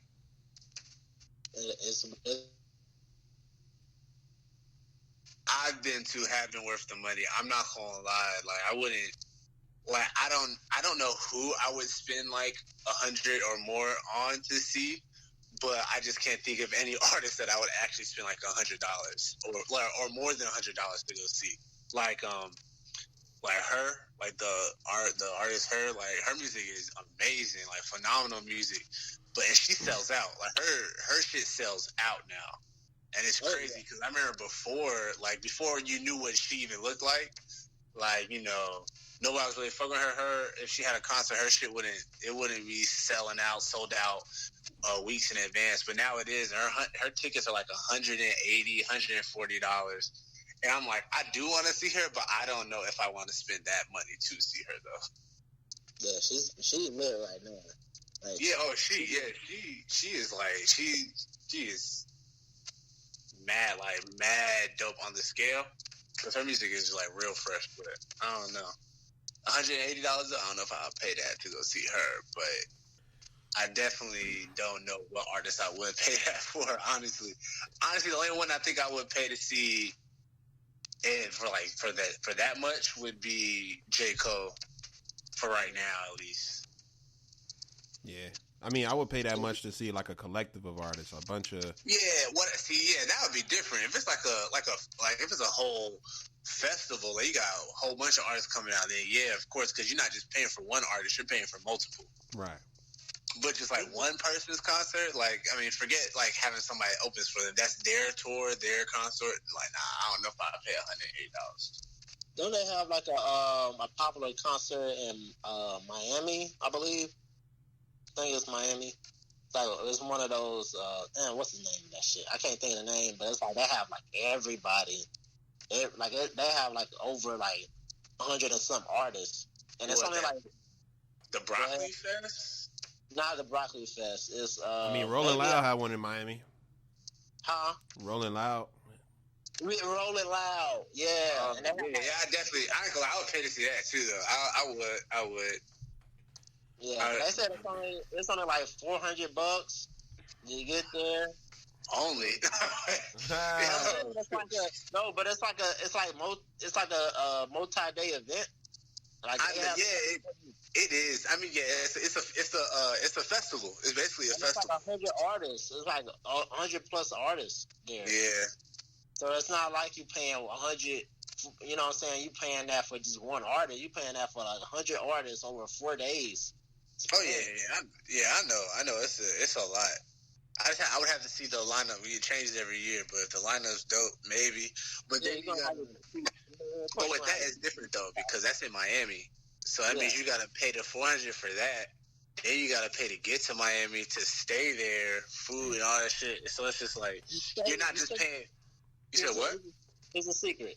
You stay at Inner Miami. That's where it's cheaper at. You don't stay on South Beach. You stay Inner Miami. Cheaper. I know. Honestly, you can stay at Fort Lauderdale, and it will be cheaper. Because Fort Lauderdale is only like 40, 45 minutes from Miami, so it's not even an hour. I want to make that trip for 4 straight days, though. True. 4 straight days. 4 days back and forth. Yeah, I love my parents. I ain't even doing that for my parents. I ain't going to that motherfucker. Like, nigga, 4 days straight, nigga. Y'all tripping. Take care of my brother. You right. I guess you're right. But nah, for real, that means it'll be cheaper, but you're not just like that means you're not just paying $400 for that concert. You're paying way more than that, honestly. You know, it's only $400 for the concert, but it's still getting to Miami, getting down there, food. That's a good, like, you're looking at a good $2,000, honestly. Yeah, but if you got to plan properly. That's the thing. You can't be 2 months out and be like, you lit. Like, that's something that you plan for. Like, you plan for that right now for next year. Yeah, exactly. See, but that's not me. That's the problem. Me, I'm that person to buy my ticket a month before, if not a week before. So it's like me. I need my concerts to be low key, like local, like at least in North Carolina, because I know, like knowing me, I know I won't buy my ticket months and months in advance. I know I won't. I know I'm going to buy it last minute and like really last minute. Yeah, I'm saying if not the last week, it'll be like the last few weeks. Why is that though? Like, is it just something that you just want to make sure that that's a concrete? That's why you wait so late, or? Yeah, I want to make sure the people that I'm going with are actually going, because I want to buy my ticket and then everybody drops out last minute. That's why. So it's like, you know, if they don't have their ticket, I'm not buying mine because I know how niggas are. It's like, nah, everybody say they want to go, and then it's 3 weeks beforehand, and nobody has their shit, and then next thing you know, somebody says they're not going, then another person says they're not going, then another person says, so it's like, nah. Yeah, that's why spring break never happened, because niggas never planned it out. For real, yo. Me and my friends, we were supposed to go to Miami for spring break for so long. We never went, man. Never went. 3-4 years. We have yet to actually go, like, plan a trip together. I heard they wildin' now. In Miami, I heard they wildin' out. I went there last year. It wasn't really that. I went there last summer for I'm the saying as 4th far of as July. fights. I ain't saying as far as it being live. I'm saying they wilding as far as like criminal shit. Oh, you just talking about period? Like you talking about Florida period or Miami period? Like yeah, like niggas that's coming from all over the country. They going down there to like the strap and all that shit. Like they ain't going down there to actually have fun. Like they going down there to fight, shoot out, whatever. See, that's why I like going to low key places now, bro. I'm past going to the jumping cities or the typical cities at least. The basic. I've been to Miami twice. That shit overrated to me. That shit overrated. Nah, Miami nice. I ain't gonna lie. Inner Miami is lit, but Southern Beach, South Beach South Beach is nice too, bro. I ain't gonna lie. South Beach is nice, but well, it is like if you do go a lot, like if you go. Who are you go with? It all depends on who you go with and at what age you went. Because I went once 18, and then once, with a significant other, but we was always arguing. So that was my. Nah, I went with my cousins for 4th of July, and that's when I was 24. So like I could do whatever. We do whatever the fuck we want. I'm 24. Like I'm over 21. I do whatever, and it was fun. And then on top of that, like I went with like-minded individuals. So like what I wanted to do, I know everybody else would want to do the same thing. Even though there might be other stuff that people want to do, but I at least know that everything that would be on the table would be something that I would pick. So maybe that's why it's a little different. Because like me, I went with people that like do the same things that I do, like enjoy the same things that I enjoy. Yo, G said he went to Miami and he was always arguing with his significant other. Man, that's crazy. Yeah, that's funny, yo. You on vacation and you out here arguing, like At that point, I'm like, look. Either you gonna stop talking or you gonna get left here. And let me tell you this. That one, cause we drove there, or should I say, I drove there.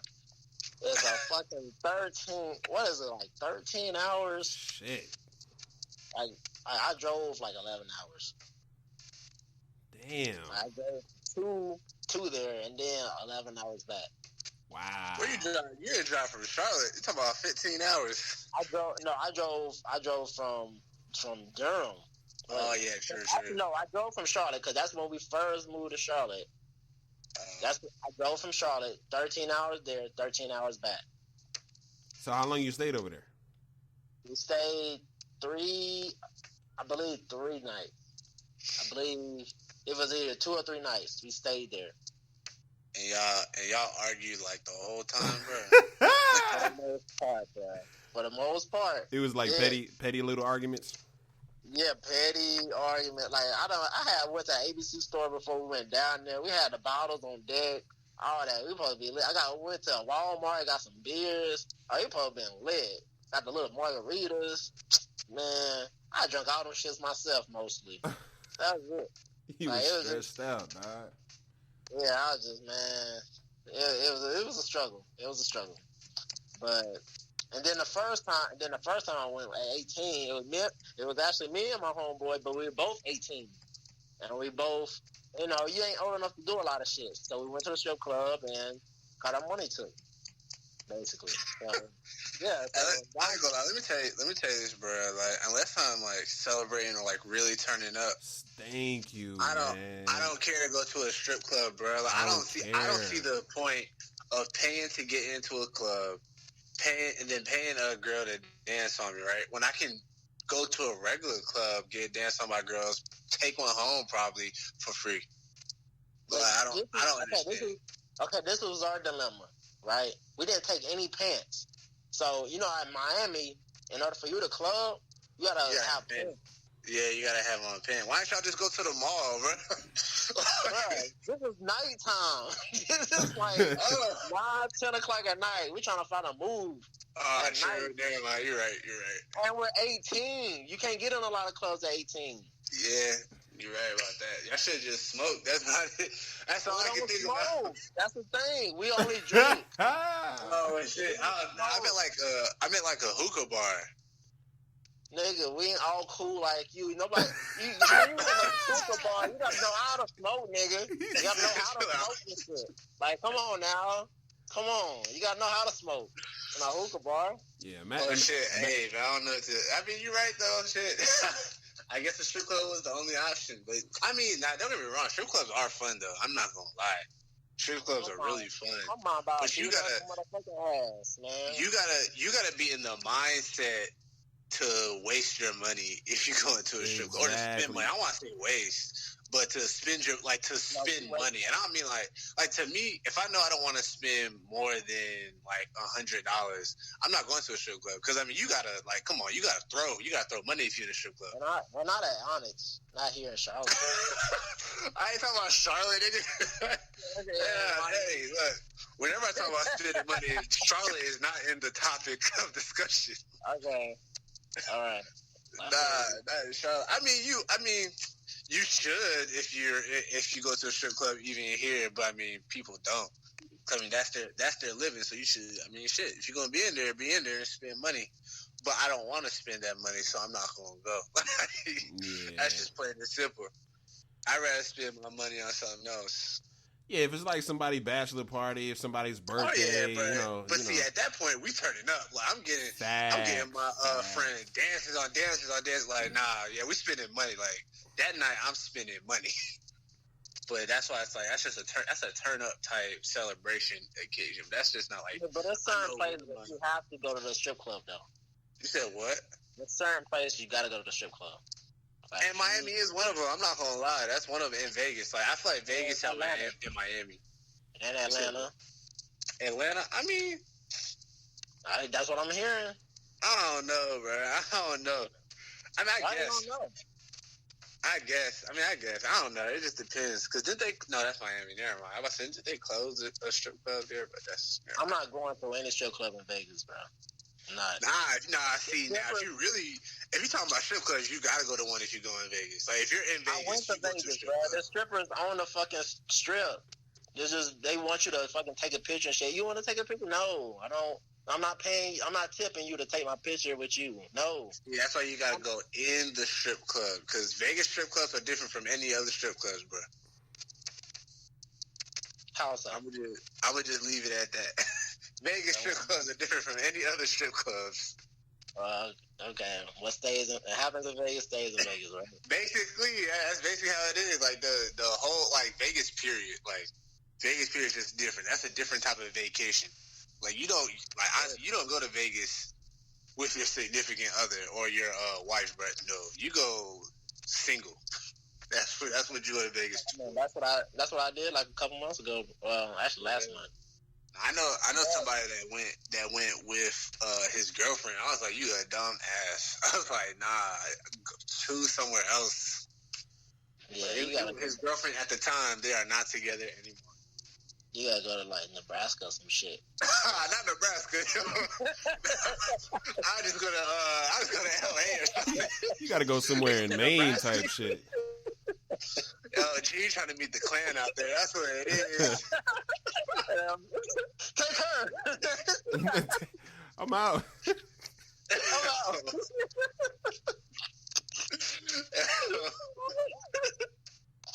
Oh man. That's funny. What's a top couple spot? I would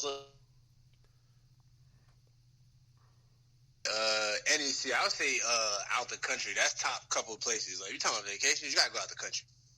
Like cruises and shit, or country. I mean, it could be a cruise, or it can be you go to Caribbean, you go to Europe, wherever, Africa. Like it's just not local. Like that's what it is. But if I have to choose, I guess if I had to choose a city, I would choose somewhere in Florida, not Miami though, but maybe Fort Lauderdale or Orlando or the Keys, or maybe LA. You said what? Tampa Bay. Tampa Bay, yeah. Choose Tampa Bay. I would choose. That's where to stay at. That's what some people say. I've never been though, so I don't know. from experience, but I was low-key hyped to go there like a couple years ago, like try to stay and shit, but I was like, nah. New York is a nice place. It would be a nice place to go. Yeah, visit, not stay. Nah. I'm talking about like couples, like couple shit in New York.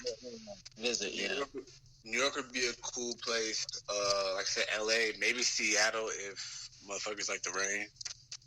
I used to be that weird kid that loved the rain. Like I prefer rain, like the cloudy days than the sunny days, but that's because I couldn't see. So you was one of them kids back in elementary. Everybody had to stay inside because of the rain and not go outside, and you was happy with a smile on your face. Yeah, like that overcast. Like I love the overcast. I was like, G was that kid in the corner that kids were low key afraid of, but you weren't gonna be mean to him because you didn't know what that was him. One in the corner just seemed like he was darker. I hung out with a kid that played with a dead bird. Oh, hell no. See, hell no. G was that kid. He was that kid in the corner, you know, where the light don't work or where the light never seems to work. That was G. He was in the corner that was always had a shadow over it. It was like, hell no, I ain't gonna go in there. Oh, man. This is my domain here. I was a chameleon. Like in grade school, I was the chameleon. I could fit in with the nerds. I could fit in with the weirdos. I could just fit in with everybody because I was just to myself. I didn't give a fuck. I didn't want to hang with the popular kids because I didn't feel like I could really relate to them on a on a deeper level than sports. So I didn't want to hang with them. I didn't really want to hang with the nerds because they weren't really talking about shit. I didn't want to hang with nobody really. But I was just there, so I just did whatever I did. You know what I'm saying? So, that sounds funny. You sound like the kid that was in the corner with the light broke, bro. I'm telling you. Hey, don't mess with him, bro. Don't mess with him, yo. No, that was my alter ego. Like, don't fuck with me. Don't fuck with me because I'll fuck you up. But you know what though? You know what? I will admit, I do like rainy days. I don't prefer it. I do rather it be sunny, but it depends on what I'm doing. Like, if I know that I'm just chilling in the house today, I don't care if it rains. Like, it can rain. I don't mind. Or, like, if I'm working, it can rain during the week because I'm not going to do shit anyway like that. But the weekends, I want it to be, like, nice and sunny so I can do everything on the weekends. Yeah, if I'm off. I mean, I like sunny days. You said what? Yeah. Nah, I said if I'm off, my day off, I'm chilling in the crib and I'm relaxing. Yeah, I'm cool with the rain.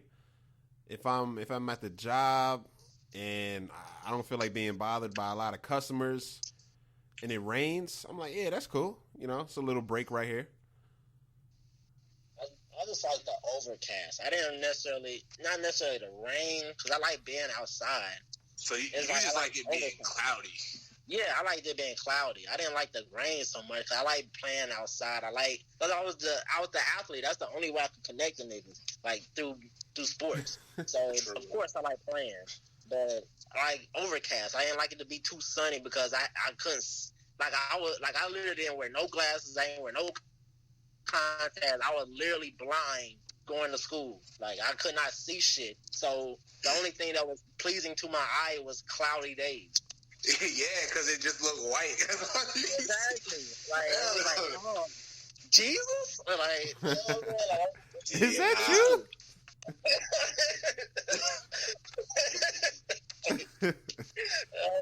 Wait, so why you didn't have any glasses or contacts growing up in elementary grade school? I mean, I don't know. Like, my parents really did. Like, at that time, they were like, this nigga here. He just here. That was the time I had to, like, because I'm the oldest of four. So that was when my, you know what I'm saying, like, younger siblings was, like, in, you know, either a toddler or a baby and shit like that. So, you know, for a while, you know, the oldest kid is always kind of like the eyeball. So, I mean, they ain't know niggas was running into walls and shit. They ain't you know what I'm saying? Like, no niggas. You know, like. And you ain't let them know. You just kept it as that. Gene thought that was normal. Yeah, he probably did. He probably thought it was normal. I guess I just can't see.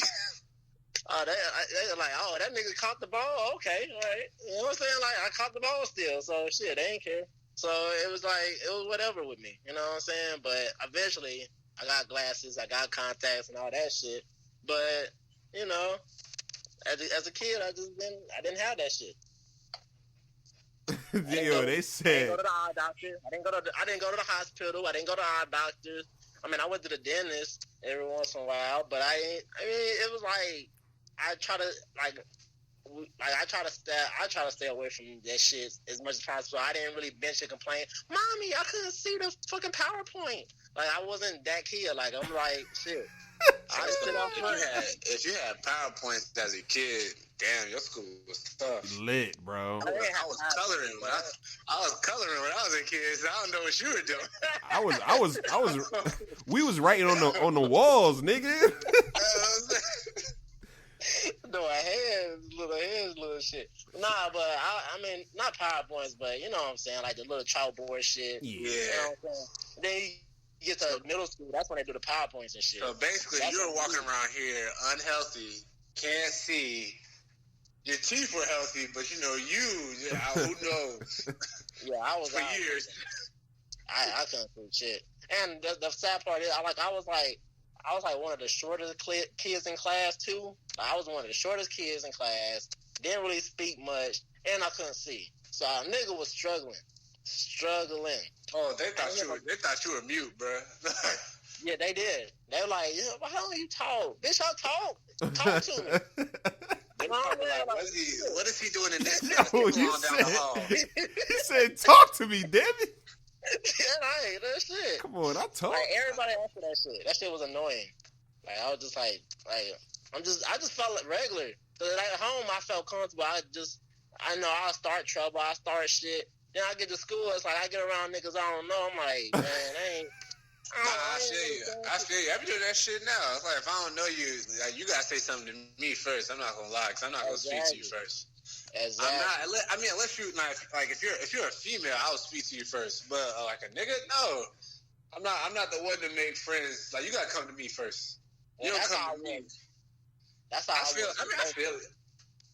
That's how I was with everybody. Like, bitch or nigga, you gotta come to me. Like, See, I ain't gonna lie. Nah, I'll talk to a female first. See, you a player back then. Oh, chill out.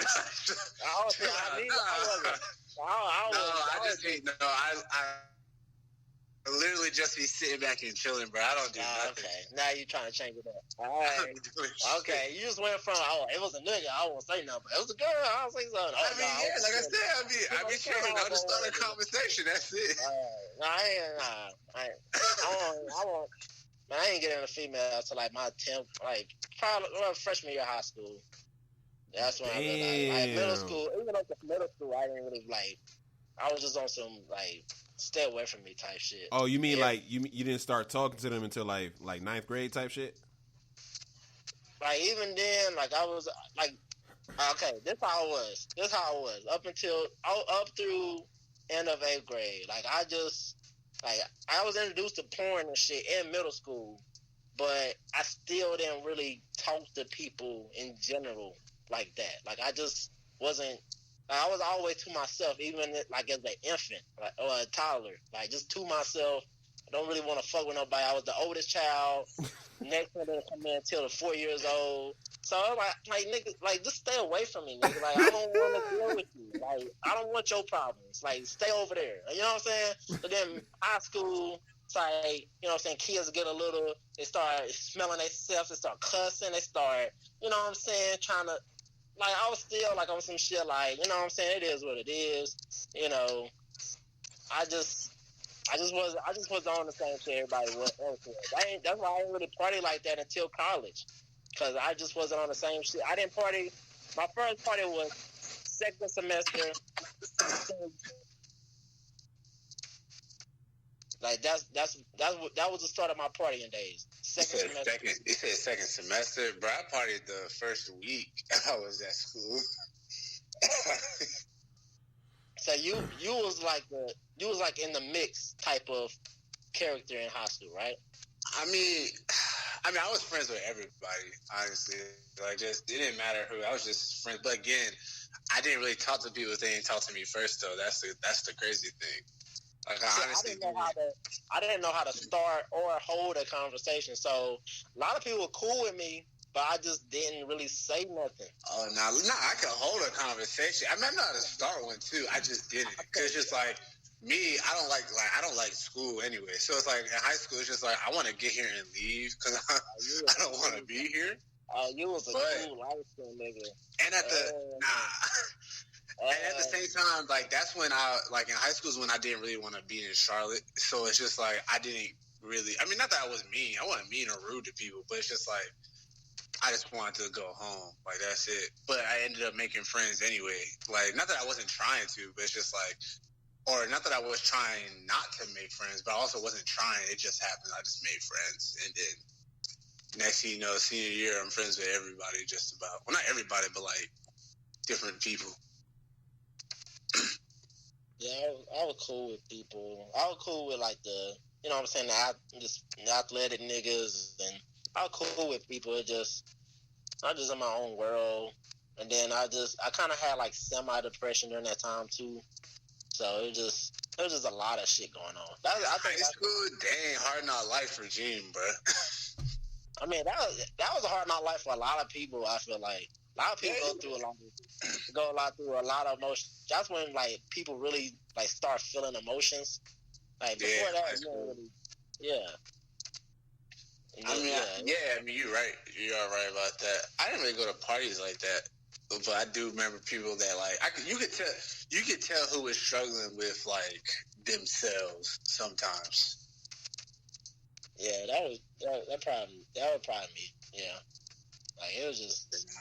That's probably what some people thought. Like my freshman year, maybe at first, like in high school, but it really wasn't that way. I mean, I guess it was, but not really. I was angry, not depressed. I was a nigga that wore a jacket like when it was hot. Like I was that guy. Oh, nah. See, again, you were that nigga in the corner. Nigga in the corner. Yep. With the no light. You're that nigga in the corner where the light don't work. Yeah, I had low self-esteem as a kid though, as far as my body. Like I felt like that's why I started working out like so heavily, because like I was always like super skinny. So I would always wear this like puffy jacket to not show my like skinniness. So that's what it was like up until 7th grade. Then 8th grade, that's when I started bulking up a little bit, and then I started wearing the, you know what I'm saying, the little clipper, my little Elton. Y'all remember Elton Brand, the nigga that played with the Clippers? Yeah. I used to start wearing his jersey and shit with my arms out. That's when I was feeling myself a little bit then. You know what I'm saying? But before that, I was like the weird nigga that wore a jacket and shit. Like, see, now I was different. I was that nigga that knew he was skinny but walked around like he was big. I was that nigga like, I know I'm skinny, but what? I don't care. That was me until I started actually lifting. Then it's just like, all right, now I'm getting stronger than you niggas. That was me. I ain't gonna lie. Yo. I was like, nah, you can see my arms if you want. Yo, you had I was that nigga with a tank top that don't care his arms is skinny. That was me. I ain't gonna lie. Yo, you had an Elton Brand jersey, bro. That's interesting. Yeah, I don't know why I had an Elton Brand jersey. I think he wore like what 42 or some shit like that for the Clippers. But my thing, okay, this is why this is the ultimate reason why that's when I started my like I had like self-esteem issues as far as my body and shit, because when from 1st grade to 5th grade I was in Gastonia, suburbs of Charlotte. You know, niggas there, they whatever, you know what I'm saying? Then I moved to Laurinburg, where my parents is from. Them niggas over there is different. Them niggas over there was lifting weights in 3rd grade or some shit. Them niggas was hitting 180 in 6th grade and shit. Okay? Yeah, them niggas was different. So that's where my whole self-esteem and shit just went down, because I seen that, and then that's where I encountered my first bully over there. You know what I'm saying? See, look, I can't, like, with me, you can't have self-esteem growing up in, like, a Caribbean household, because, like, your own parents will clown you. So it's like, you think, like, they'll call you out for being skinny. It's like, you need to eat. It's like, what? Okay. So you can't have low self-esteem. If you have low self-esteem, you gonna end up being. And you know what's funny about that? You know how I say I'm the oldest of 4. Like now, every time I go to the crib, my younger siblings clown me. My youngest brother, he's 12 years old. He stay clowning me. Like, bro, what's going on with your hairline? Yo, where your waves at? Like, they always clowning me for whatever reason. But that's good. That means nobody gets the better of him in school. He's practicing on you. Exactly. I love that, but it's like I didn't have that as a kid because I was the oldest. Because you're the oldest, yeah. Yeah, I didn't have that. So now my younger siblings can clown, and they clown on each other. They clown on me, and I love that. But I didn't have that as a kid. Yeah, me, I'm the youngest, so it's like I'm the youngest and the only boy out of my parents' children, or whatever. So me, it's like, I have to have thick skin. You gotta have thick skin if you're the middle child. Oh yeah, because you hate it. Like, you're right. I'll give you that. I'm not gonna lie. I would definitely give you that. If you're the middle child, you definitely need to have thick skin. Yeah, it's like you're the oldest, but you're not. You're the youngest, but you're not. You don't know where you at. Shout out to you, Kyle, for being a middle child. Already, man. Yo, when Cole came out with that middle child song, I thought it was gonna be about middle children, but it wasn't. I mean, in a sense, it was actually. In a sense, a little bit. A little bit. He's talking about being the middle child of a musical, generational eras, But I mean, you can catch that in in like a literal sense, or like a middle child in a family sense. Facts. You could. It just depends, I guess. But but I do know when middle child came out, every friend I have that is a middle child, man, they were so happy. They're like, yeah, J. Cole representing us. Shut your ass down.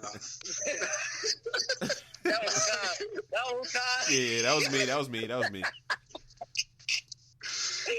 you should have. My friend, like, really, he was like, when I say overly hyped about that song, like, he was overly hyped. Like, almost like that song was like a Bible verse for him.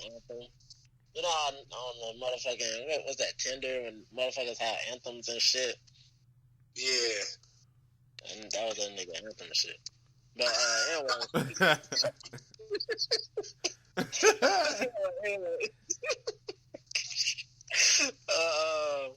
Yeah, they need to bring that page back. But anyways, yo, what? Yo, that's crazy, son. We're not gonna go past that, bro. He tried to slip it in there. You just gonna put that in there like you didn't just say we need to bring back page back. He said, by the way. Oh man. Y'all niggas need to bring back page. Yeah, we're gonna go. Yeah, we're gonna go by that. We're gonna go right by that. Anyways, on to the next one. But yeah, I mean, have you ever went on that page? Nah, I've never been on there. It's like literally, that's like literally like one portion of like hella other categories on that page. So that's one portion. That's like a little micro nutrients portion of Backpage. Like there's like you can get cars in there, which I wouldn't advise. You know, you can do all kind of shit on Backpage. It's like Craigslist, right? Yeah, Craigslist. Yeah, like Craigslist. Somebody said Craigslist is a local Amazon. Yo, that's crazy. That is nuts. That. I was dead. Like, yeah, it's a local Amazon. All right, bro. What is a local Amazon? That's crazy, bro. Well, because you know Amazon has everything, bro. Like Amazon has everything that you can buy. So they're like, but you have Amazon like in every damn near every major city though. Yeah, but Craigslist is like that's locally. Like you have somebody in your neighborhood selling something you need, you wouldn't even know. Yeah, when you got to pay for shipping, none of that. That shit can be a setup though. You gotta watch out for that shit. Though. That's why you can't go by yourself when you do shit like that. That's why doing like DoorDash and shit, Uber Eats, all that shit is kind of dangerous, low key. Any kind of delivery service is dangerous. But I mean, but niggas been delivering pizza since like shit. Who want to stick up the pizza guy though? Niggas know pizza guy ain't really making that kind of bread and be sticking them up. So you talking about getting robbed? I just talking about just getting jumped and kidnapped off gate. But I guess you're right. I mean, nah, that be the white people. They ain't black people. Nah, see, that's why, like, if I did that shit, you come into my car and I'm just gonna like crack the window, and you better hope your food fit. Yeah, Let me see. Hey, look, I'm telling you, bro. It's like, look, I see that money before I put it on the window. You reach in your pocket, I'm just gonna drive off. A lot of people, you gotta go up to the door though. No, that's the stupid shit. I'm not gonna lie. No, most annoying part for me is going down at the uptown and with all them fucking hotels and shit, and you don't really have nowhere to fucking park. That's the most annoying part. Like, you gotta find like a perfect place to park. Just go up there. Nah, me, I usually get lucky. I get lucky and always find a meter, because on the weekends meters are free. Yeah. I always get lucky when I go downtown. I get lucky and I find a meter. Parking. I do prefer parking. I just go there and I don't pay the shit. I just go there. So you just don't pay. So you're risking the ticket. See, I already got a few tickets with them, so I don't need any more. How long you stay though? You be making a move. I just go deliver shit and just dip. You know what I'm saying? Like, I'm just there 5-10 minutes. True. Nah, I go there to actually be downtown. Yeah, you be busting a move down there. See, if that's why I don't go downtown like that. The fucking turn up. You know what I'm saying? Like that. Like, you gotta bring some extra cash for that motherfucking parking shit. Hell no, I'm telling you, bro. Look, I'll find I will see me. I mean, you need to park on. No, you need to go. No, this is what you need to do. If you're gonna go down uptown, you need to go to 7th Street. That's free parking over there. That where the neighborhood's at. Yeah. By where the park at? Yeah. But at that point, you might as well not. You're on the outskirt of downtown, so you gotta walk. Man, you gotta like. See, that's a perfect time to take put some white liquor in your water bottle, and then just drink on the way wherever you going. I used to say that until you got them 20-degree nights in the winter, and you walking a good 10 blocks. I'm not going out in the winter. I'm sorry. I'm not gonna lie, I don't really go downtown during the winter, bro. There's nothing for me down there when it's cold, because I know I'm gonna have to walk at least a little bit wherever I'm going. Yeah, this hot boy summer. It ain't going on no. I mean, there's Valentine's Day in February. Yeah, it is, but I mean, downtown's not the only place. Nobody on no Valentine's Day. Gee, that's when you avoid the hoes.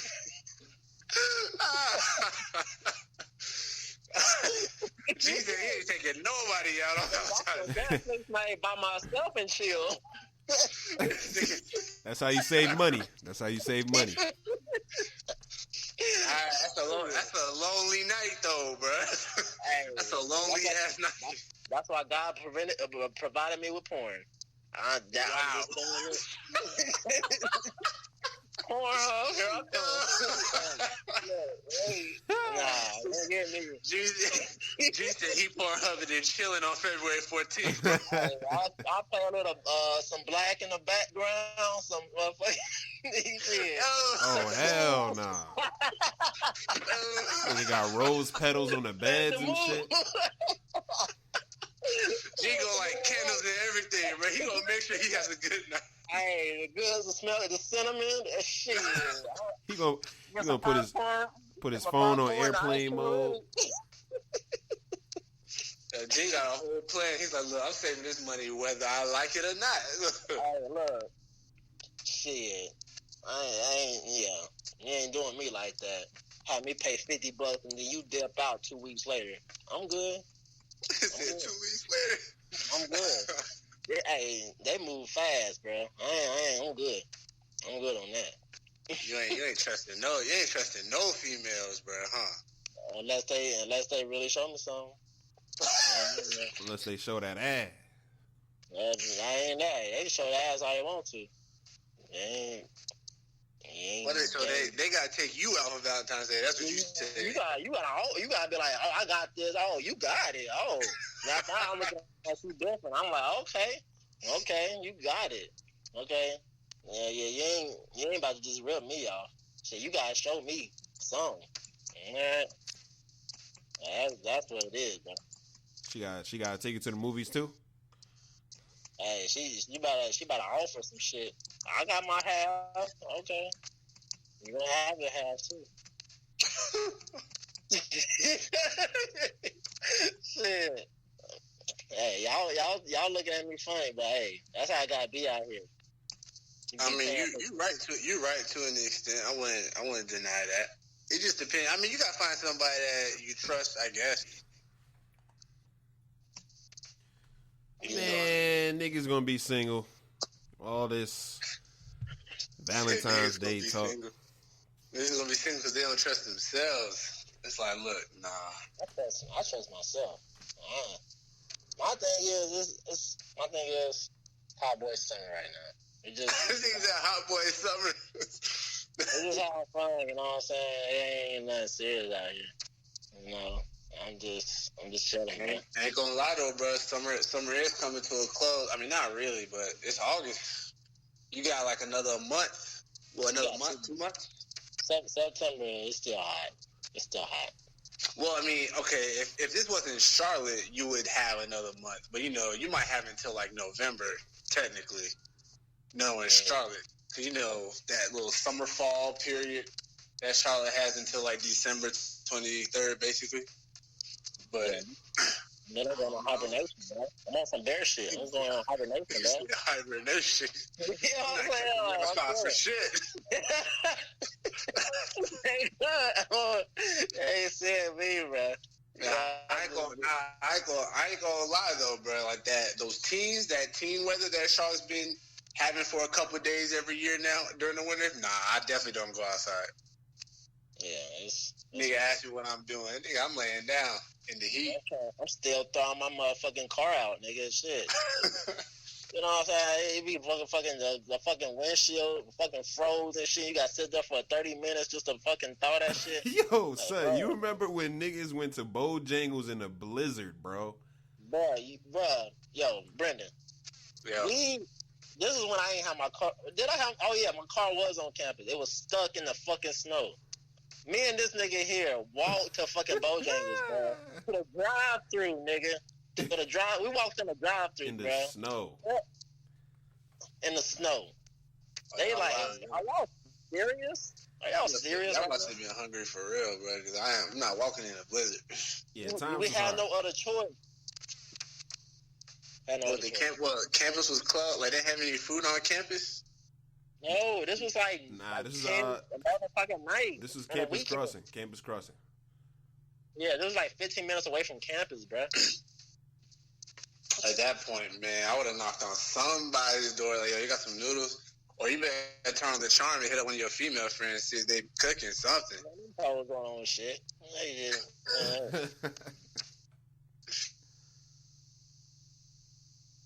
Oh, man. See, you should have knocked on somebody's door like, yo, who got some noodles, bro? That's how you get shot in Durham. No, that's how you get shot in Durham. You're not going to nigga, no, nigga, what? Nigga, you was fucking my bitch? Nah, nigga, I just can't fucking do it, nigga. Nah, you was fucking my bitch. Nah. They ain't doing that shit. Like, nah, I don't want no problems, man. I'm just hungry, man. That's all it is. I'm just hungry. I came for the noodles, bro. Nah, there ain't no noodles here, nigga. Alright. You be like, oh, you tried to get some cutty, nigga. You tried to get slick. You were trying to be Nah, man, I'm just starving. I'm trying to change the story quick. Yeah, I was just here for the noodles, bro. Just the noodles. I ain't gonna lie though, that would be a perfect little comment. I was like, hey man, you got some noodles? I'll just get some noodles, bro. Yeah, big ass football nigga. Like, nigga, what you doing? Oh my, nah, bro. You said noodles, nigga? The fuck out my. You got the cup noodles, you got the ramen packs. Like, what's up, bro? I'm just trying to. I'm just trying to get some noodles, man. I'm just trying to eat. I'm just trying to size up the noodles, if you bro. Can spare me. I'm just trying to size up the noodles. Damn, bro. We're gonna be full or halfway full, man. Come on, bro. Halfway full. Come to the door with a bowl of. I'm just trying to live right and eat for the night. You know. I see you gotta bring up the blizzard, bro. Like, you know, it's cold out here. Nigga just trying to get some water. You be like, look, noodles will do it. I'm just trying to. Legs ashy, nigga. Like, damn. I'm just trying to make it to the next day. Like, just give me a pack or two. I'll be out of your way, man. See, that's trying to make it to the next day, and you here trying to prevent it. See, that's when you was good to have a kid, because then you could just bring your kid up there to, you know what I'm saying, make things, to kind of ease things over. You be like, oh, okay, all right. You know what I'm saying? Oh, no, that's when you scare a nigga. You go to a nigga house with a little kid. Who fucking kid is that? You be like, what?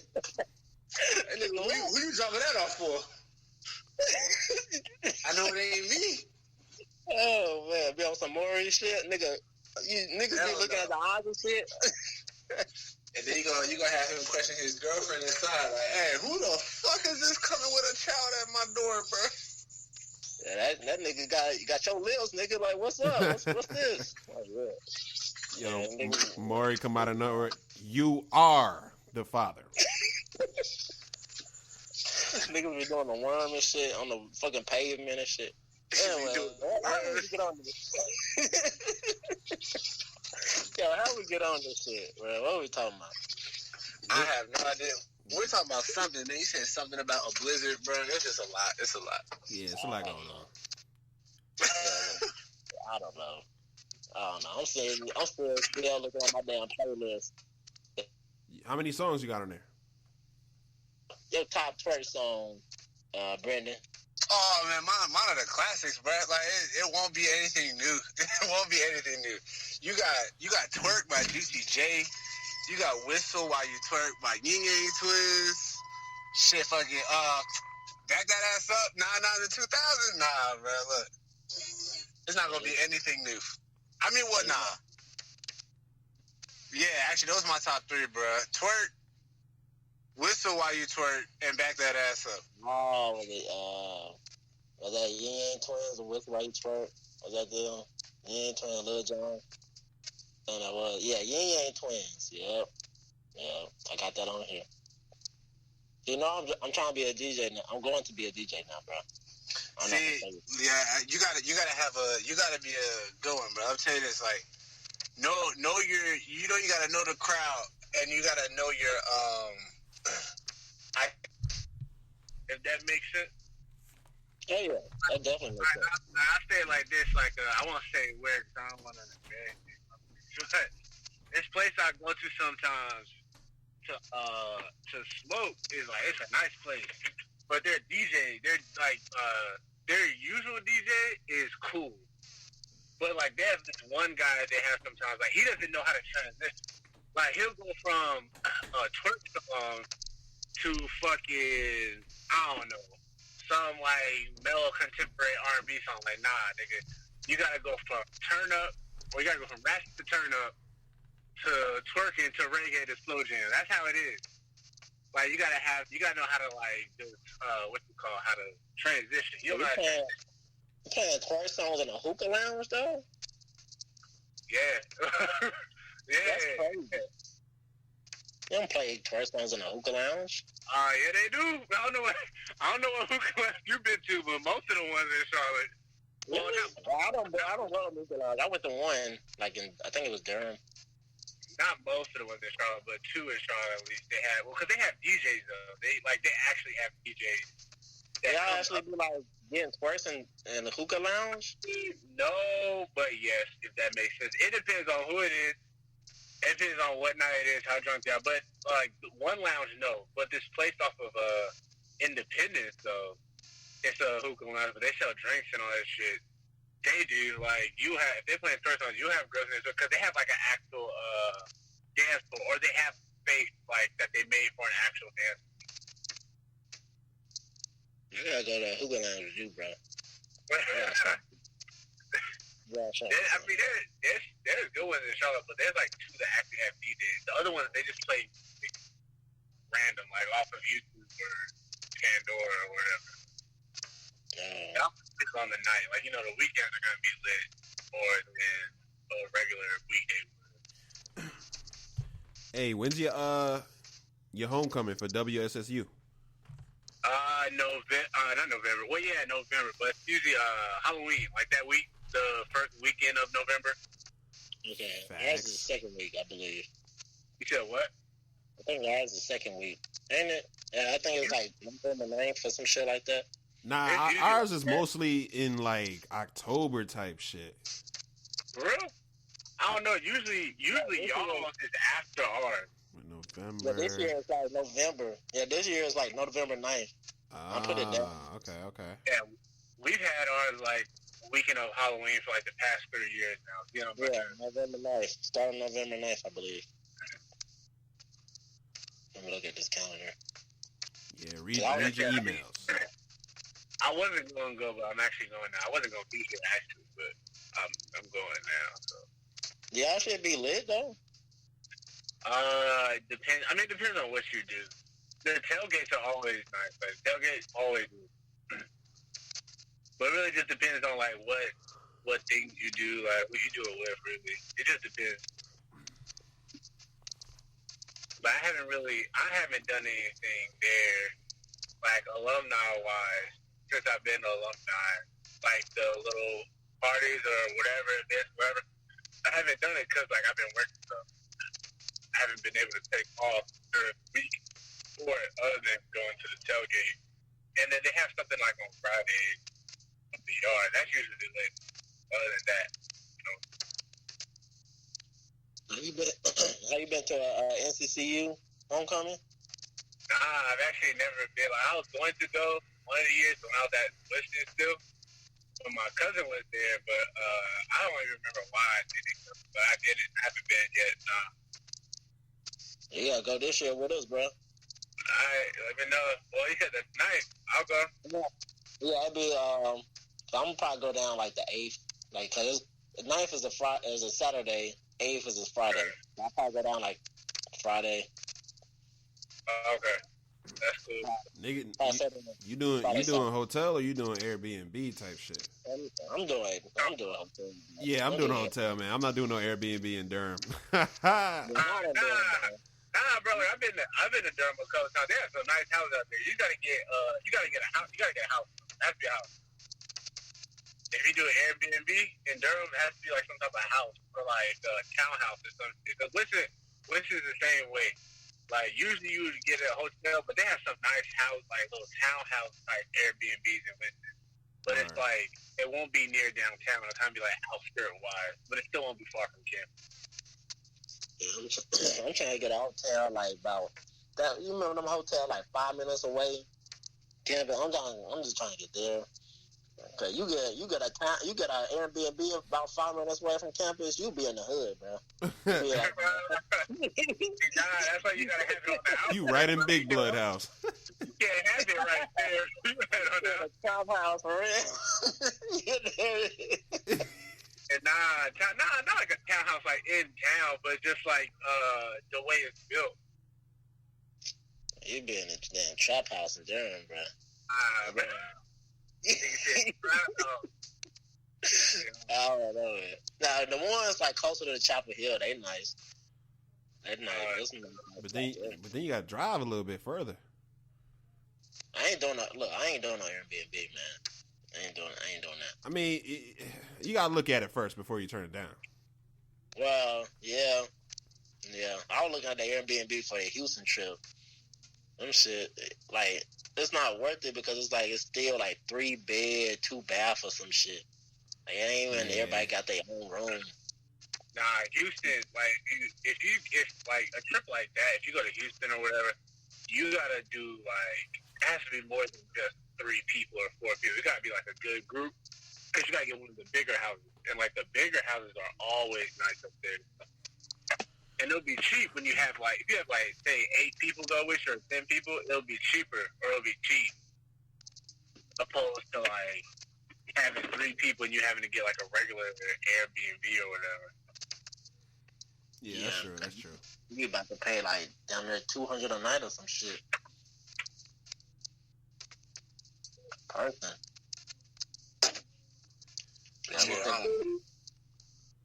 Yo. Yo. happened? I was in my car. I took like the phone off from my car. Oh, facts. I thought somebody like got the signal went out, something like that. Nah, but yeah. But yeah. Yeah, trips, homecomings is coming up. About to turn up as an alum. For real, is this your first homecoming as an alum? Nah, I went to one. I went to one as an alum. It wasn't what I expected it would be. I wanted more out of it, but you know, niggas had to do other shit. So I want to do the full alum experience homecoming. I feel you. That's how it might be this year. I might do like the actual, like everything. I might take. Well, I'm not taking the week off. Fuck that. But I might do like a lot at least, probably like Thursday through Saturday or whatever. Because this might be my last one for a while, at least. Yeah, Because this would be like what the third one I went to. I probably do some chill shit on Thursday, and then Friday and Saturday is gonna be some lit shit. Yeah, pretty much. It does just it just depends though. Also, Would you be drinking on Brendon? man, rum. I mean, well, it depends. It really depends on like what I'm trying to do. But usually, like anything brown, I don't really fuck with white anymore. I did that too much. I did that too much in college, like freshman year, and sophomore year. I did like Bacardi. I drank Bacardi too much, and I don't really like white anymore, except for like certain things. I don't really fuck with tequila like that, but I will drink tequila if like someone brings it. But usually just rum, like rum or like Crown. I don't fuck with E&J. I don't fuck with none of that cheap shit. I was like basically liquors that aren't cheap, honestly. E&J is lit though. You said what? I said E&J lit though. That's like the little brother of Hennessy. It's the poor man's Hennessy. That's what it is. Hey, look, you the uppity Negro. Nah. I used to love this shit, but it's just like, no, I can't do that shit no more. I feel because like always for me, like I don't really get hangovers, but like the cheaper the alcohol, the greater the chance that I can get a hangover, basically. Do y'all feel like Absolute is a bottom shelf alcohol? I don't know. Yes and no. Because rappers be saying Absolute, so it's like, how can it be bottom? How is it bottom shelf now? I don't think it's bottom. They could be trying to rebuild that brand. I don't think it's about, because niggas was clowning me in Vegas, so I went with a couple of 30-year-olds. I bought the motherfucking Absolute, but it was like, I bought the half gallon. It was like $40 still, because you know Vegas, they just upcharge they shit. It was like $40, but it wasn't bottom shelf. But they compared it to the Grey Goose. Of course, compared to Grey Goose, you know what I'm saying? It's like, come on. But it's not, I don't consider that bottom shelf, though. It ain't like it's like motherfucking Burnett or some shit. You know what I'm saying? Like, it's still... Oh, yeah, no, Burnett, those are bottom shelf for real. Yeah, that's the real bottom shelf. That's like floor. But you know what? When I was, like a few years ago, when I was a little younger, what I used to fuck with really was Everclear. Like Everclear, like 151, like Bacardi 151. I would just fuck with that because it would get me drunk quick. So I wouldn't have to worry about drinking a lot. That's how Bacardi Black is for me. Oh, on Bacardi Black, I will give you that. Even though that shit like has a horrible ass nasty aftertaste, but I would fuck with. I like if it's the rum, I like the Malibu Black because it's like a higher percentage, I guess. Hey, you was gonna buy that? What was that Bacardi that's not even legal here in the U.S.? 151, I think. Yeah, my dad was trying to sell that shit to you, nigga. You ain't buy it. Oh no! You're talking about Hennessy White. I thought you were talking about Hennessy White. Yeah, my dad was trying to sell that shit to you. You were considering that shit too. I was, man, cause I already had one. Like I had one already, but I was drinking, so it was running out, and I was like, damn, do I want to wait to go back to get one, or just want to get it now? Yeah, my dad was. But you said like $80. And I was like, well, I could just buy it for $40. Well, I mean, come on now. My dad trying to make a profit. This nigga be buying shoes from motherfucking China and shit and fucking trying to sell it to niggas. He trying to do a little hustle thing, right? I don't know what he be on now. Oh, I respect it. I respect it. I do the same shit. I'll sell for like $100 because somebody will buy it. That's the thing, though. People would definitely buy, especially the Hennessy White for people that don't really go out the country like that. They'll definitely buy it just because they can't get it here. Yeah. Yeah. He could have sold it to one of them white people that he still stay around, but I don't think he was really trying to be out advertising like that. He probably could have sold it for more too. Yeah, he probably could have. Especially like them little white kids that be going to UNCC. He probably, if he don't know, if I had connected there, he would have definitely been able to get that shit for like $150. But I don't know nobody, though. So. I don't know nobody. I don't know. I really don't. I don't know nobody in Charlotte. You and like a couple other people I know in Charlotte. That's it. That's just because you're not from here. Like you ain't grow up here. That's the only reason. Or go to school here. Yeah. But that's all you gotta do, bro. Like, honestly, this is what you gotta do. All you gotta do is hang out around UNCC, and not like the campus itself, but like the places and businesses around it. Like King Tut. King Tut's a hookah bar. All UNCC students be over there. Bro, you be at all the hookah spot. I gotta go to remember next time you go to a hookah spot, bro. I'm actually probably gonna go one today or tonight. That's crazy. Actually, what time? Probably within like an hour and a half. I gotta take a shower. I gotta take a shower first, though. Damn, man. I want some bum shit right now. I'm really you what? I want some bum shit. I'm in my damn shorts. Nigga, I go there. Look, let me tell you this right now. Let me not lie. I do dress nice when I go there sometimes. Like, that's during the weekends. Like, during the week, bro, I'll be there. Like, if I go by myself, I'll be there in, like, sweatpants, a T-shirt, or, like, a shirt. Thursday is technically like a weekend, though. Thursday like a weekend, though. Yeah, that's why, like, I low-key am going to put on some pants, but I'm still going to have on my hoodie, though. Hoodie in the summertime? Nah, it's not it's a hoodie, but it's, like, it has, like, the regular sleeve, or, like, the regular sleeves, like a T-shirt or whatever. Oh, you one of them niggas. Nah, but it, like, comes up to my, I don't know. It's a hoodie, but it's not a hoodie. Oh. It's a hoodie, but it's not a hoodie at the same time. I got a Jurassic Park hoodie like that, like a cut off sleeve. Oh, nah, this is my cousin's clothing line that I used to wear to work sometimes. Well, not the hoodie, but like his clothing line. You gotta put me on, bro. Bro. I got you. Black businesses out here, bro. You know that. Yeah, he has new stuff coming out. When it drops, I'll let you know. Like when he starts. Shout out to the people. We on the podcast. Oh, Flaw Lifestyle, of course. Nah, it's Flaw Lifestyle at Flaw Lifestyle on Instagram and Facebook. Flaw Lifestyle. Okay. Yeah, he has like he had the hoodie. He doesn't have any more of these. These were a while ago when he started selling these. He has like shirts and like it's a bunch of dope shirts. Like if you go to his page, the Instagram will have the link for the website. You'll see all the shirts and stuff that he's had. Okay. But shit. I mean, if you're trying to come out to King Tut, bro, you go ahead and come out. I'm not stopping nobody. Invite is always extended. You might as well, dog. Yeah. I might come out there. You know what I'm saying? Show your face. Show a little face. You know what I'm saying? Let them. That's how you meet people like from UNCC. If you want to build connects over there, just go to the businesses around the school, like the bars and I don't know if there's any clubs over there, but like the bars and shit that are over there. You go there during the weekend, you'll see people from UNCC. Okay. Might come out. Yeah, man. Let's give these fellas some time to get dressed and all that, go out. So let's start off with the shout outs, man. Shout outs. Shout outs. Okay. Go ahead, Brendon. Who you trying to shout out, bro? Just shouting out Flaw Lifestyle right now. I can't think of nothing else. Facts. Right now. Ooh, Flaw Lifestyle, yeah.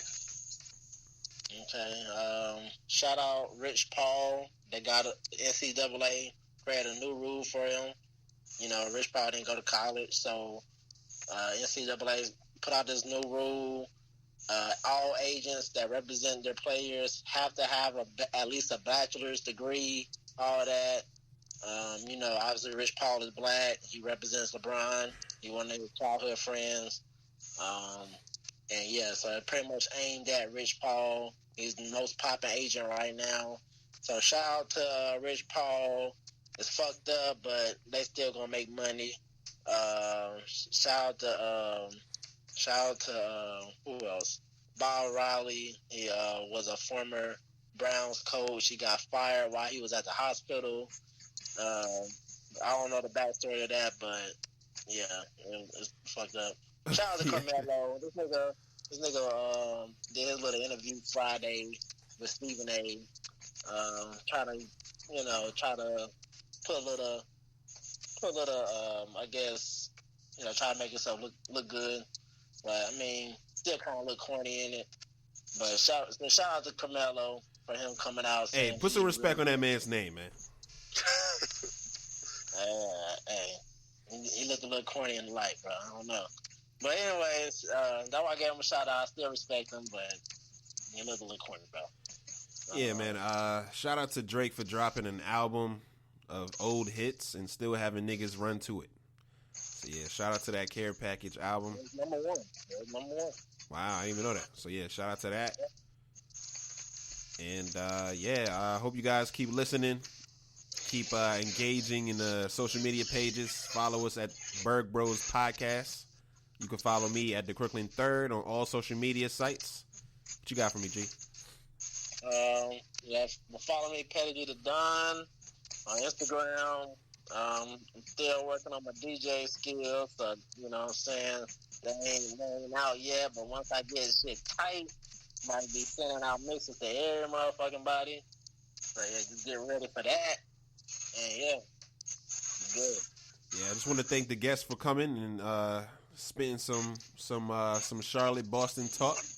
Yeah, no doubt. And I hope you guys have a good night. Enjoy yourselves. All right, y'all. I'll catch y'all listening to the next one. Already. Oh yeah.